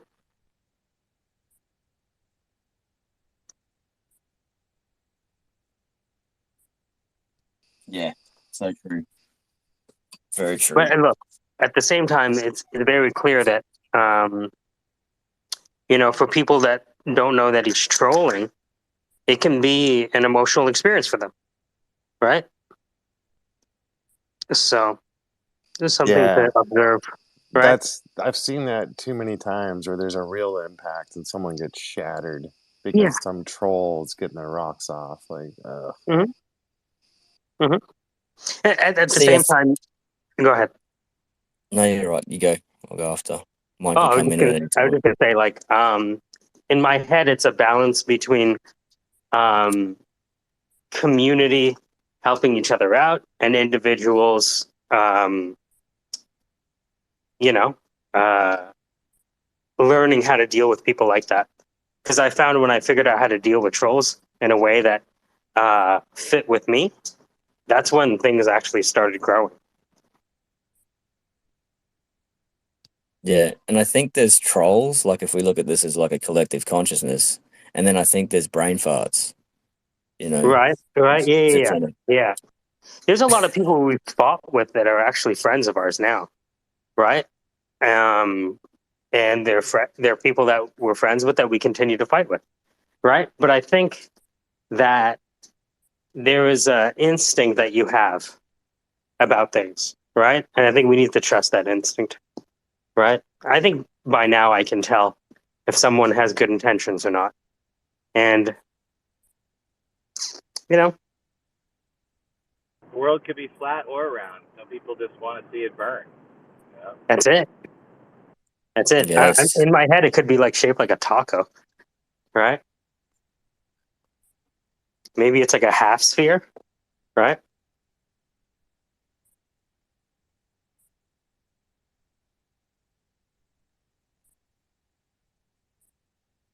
Yep. We'll all love us right, hearing who's all right. Look, I'm on Casey. record to say that I actually want the flat earthers to win just to stick it to the round earthers. I'm on record. I just wanted the news to come out. The world is flat, and all these smug motherfuckers like, fuck. No wonder we can't travel faster than light. I like the approach of humor over power, and especially when it comes to this particular troll, he is so hell-bent on subjugation to his will. Yes, You good. know, Good. so hell-bent on it. If you're not playing by his rules, and oh, you've had a hard life, haven't you? And I think we see that in real life too, right? Yeah, You yeah, yeah, know, these yeah. people that we fight with, they're actually like archetypes of people that you see in real life, you know? And they're not going away anytime soon. No, no, that's why this is all just like an exercise gym and learning Mm-hmm. how to deal with shit. I mean, I deal with people like that all the time in the professional world. It's horrible, but you got to learn how to maneuver and sidestep as needed, and gain a position that gets them to do what you need them to do. It's challenging. Maybe the syndicate needs its opposite. Maybe part of if you follow the laws of universe and nature, maybe this is just part of the syndicate's organic growth. We're like, hey, yeah, you're into that, you're full of shit. Well, we've got this other, guy who runs the syndicate for us as well. And he happens to be the syndicate. And then they just throw him off. Oh, Way you dude, go. just promote him as the head of the syndicate. Oh, Just wow. feed everybody into it.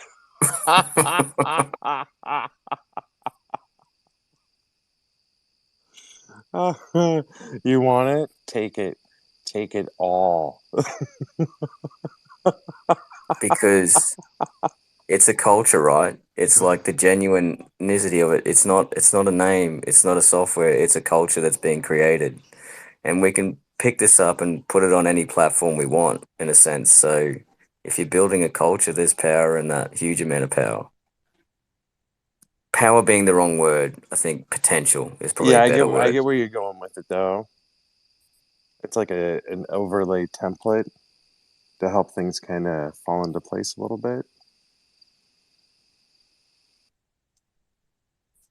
Mm.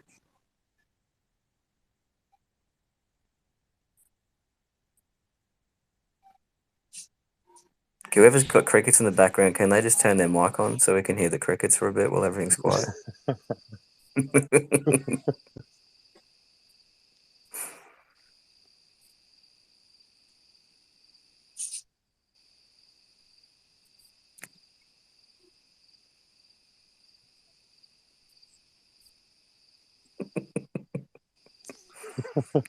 Oh, my mic's on.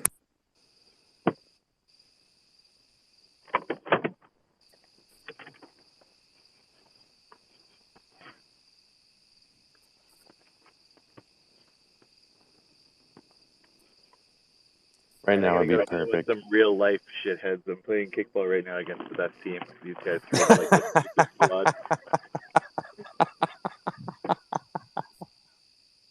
Go show them how it's done, Fitz. All right, guys, I'm gonna close this down. Yeah. Gonna bang out some work, but maybe I'll see you in a few hours. Chop it up.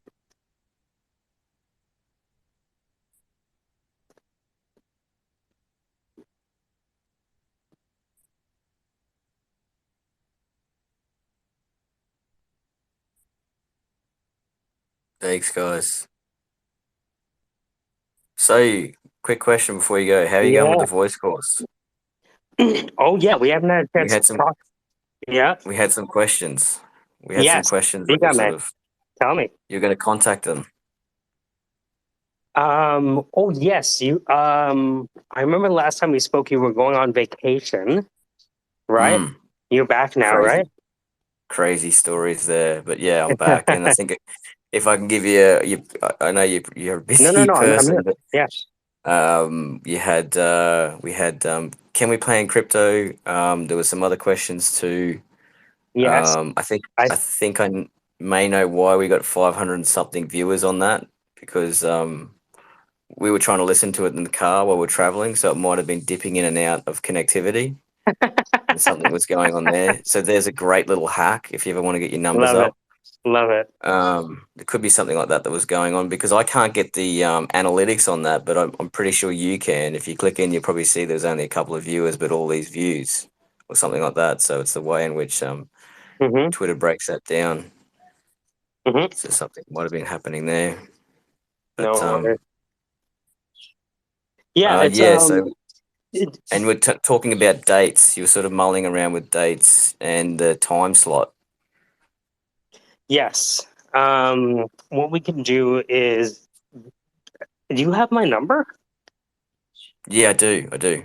Okay, wicked. Yeah, ping me over WhatsApp, and we can talk through it. I talked to Christian, right? And Mm. he's good with it, right? Yep. But it's one of those things where I know Steph, who's the co-founder of the studio, she was on vacation in Florida. I think she's coming back too soon. Not too soon, but she's coming back soon. And so, yeah, let's connect over the phone. Maybe I can get you on a call with Christian, right, and Steph, and then we can just chop it Okay. up. Yeah, All right. Cool. yeah. I mentioned the digital currency thing, and they were like curious. You know, not something Cool. that anyone's done before, but I don't see why not. Right, Yeah. right. Yep. Just a little. It So, doesn't matter if it's not either. Like if it's not, it's yeah, fine. Like if it creates too much hassle, it's fine. It's just a question whether but or not. does it sound like something you might want to do after thinking about it? If Yeah. yeah, I mean, like I said, I was in. My Madam Treasurer is still mulling over it, but like I said, uh-huh, I'm in, so I'm just gonna keep, sure. you know, in relationships, sometimes one or two parties need a bit of time to sort of mull around with it in their head, and some crazy things happened on the weekend where it was like Father's Day, and then I got let off the Or leash, and I got ended up in a in the casino, and casino. yeah, I had my budget and I made a lot of money, and then I gave it Oh, all away, and so so right, I'm in trouble at the right. moment. So Well, you know what might help is if I'm not sure if she's interested, but if she wants to, listen into the call too, right? More than welcome. oh Absolutely. yeah, good Yeah. idea, because I really think she's got potential in this realm as well. Hmm. But she doesn't have the time for it at the moment. But yeah, good idea. We'll see. Amazing. Sounds good to me. Yeah, wouldn't want to do anything that pisses off the wifey, that's for sure. Right? Don't want to bite the hand that feeds us. It's all right. She's my soulmate, so we get through Mm. things. Okay, good stuff. Right. So Yeah. amazing. All right, cool. So let's connect over the phone. I'll set you up with Christian and Steph. We'll have a chat and then kick it like a ball. Awesome. Amazing. All right. So I'll talk to you very soon. Thanks, mate. Bye. All right. I'll love.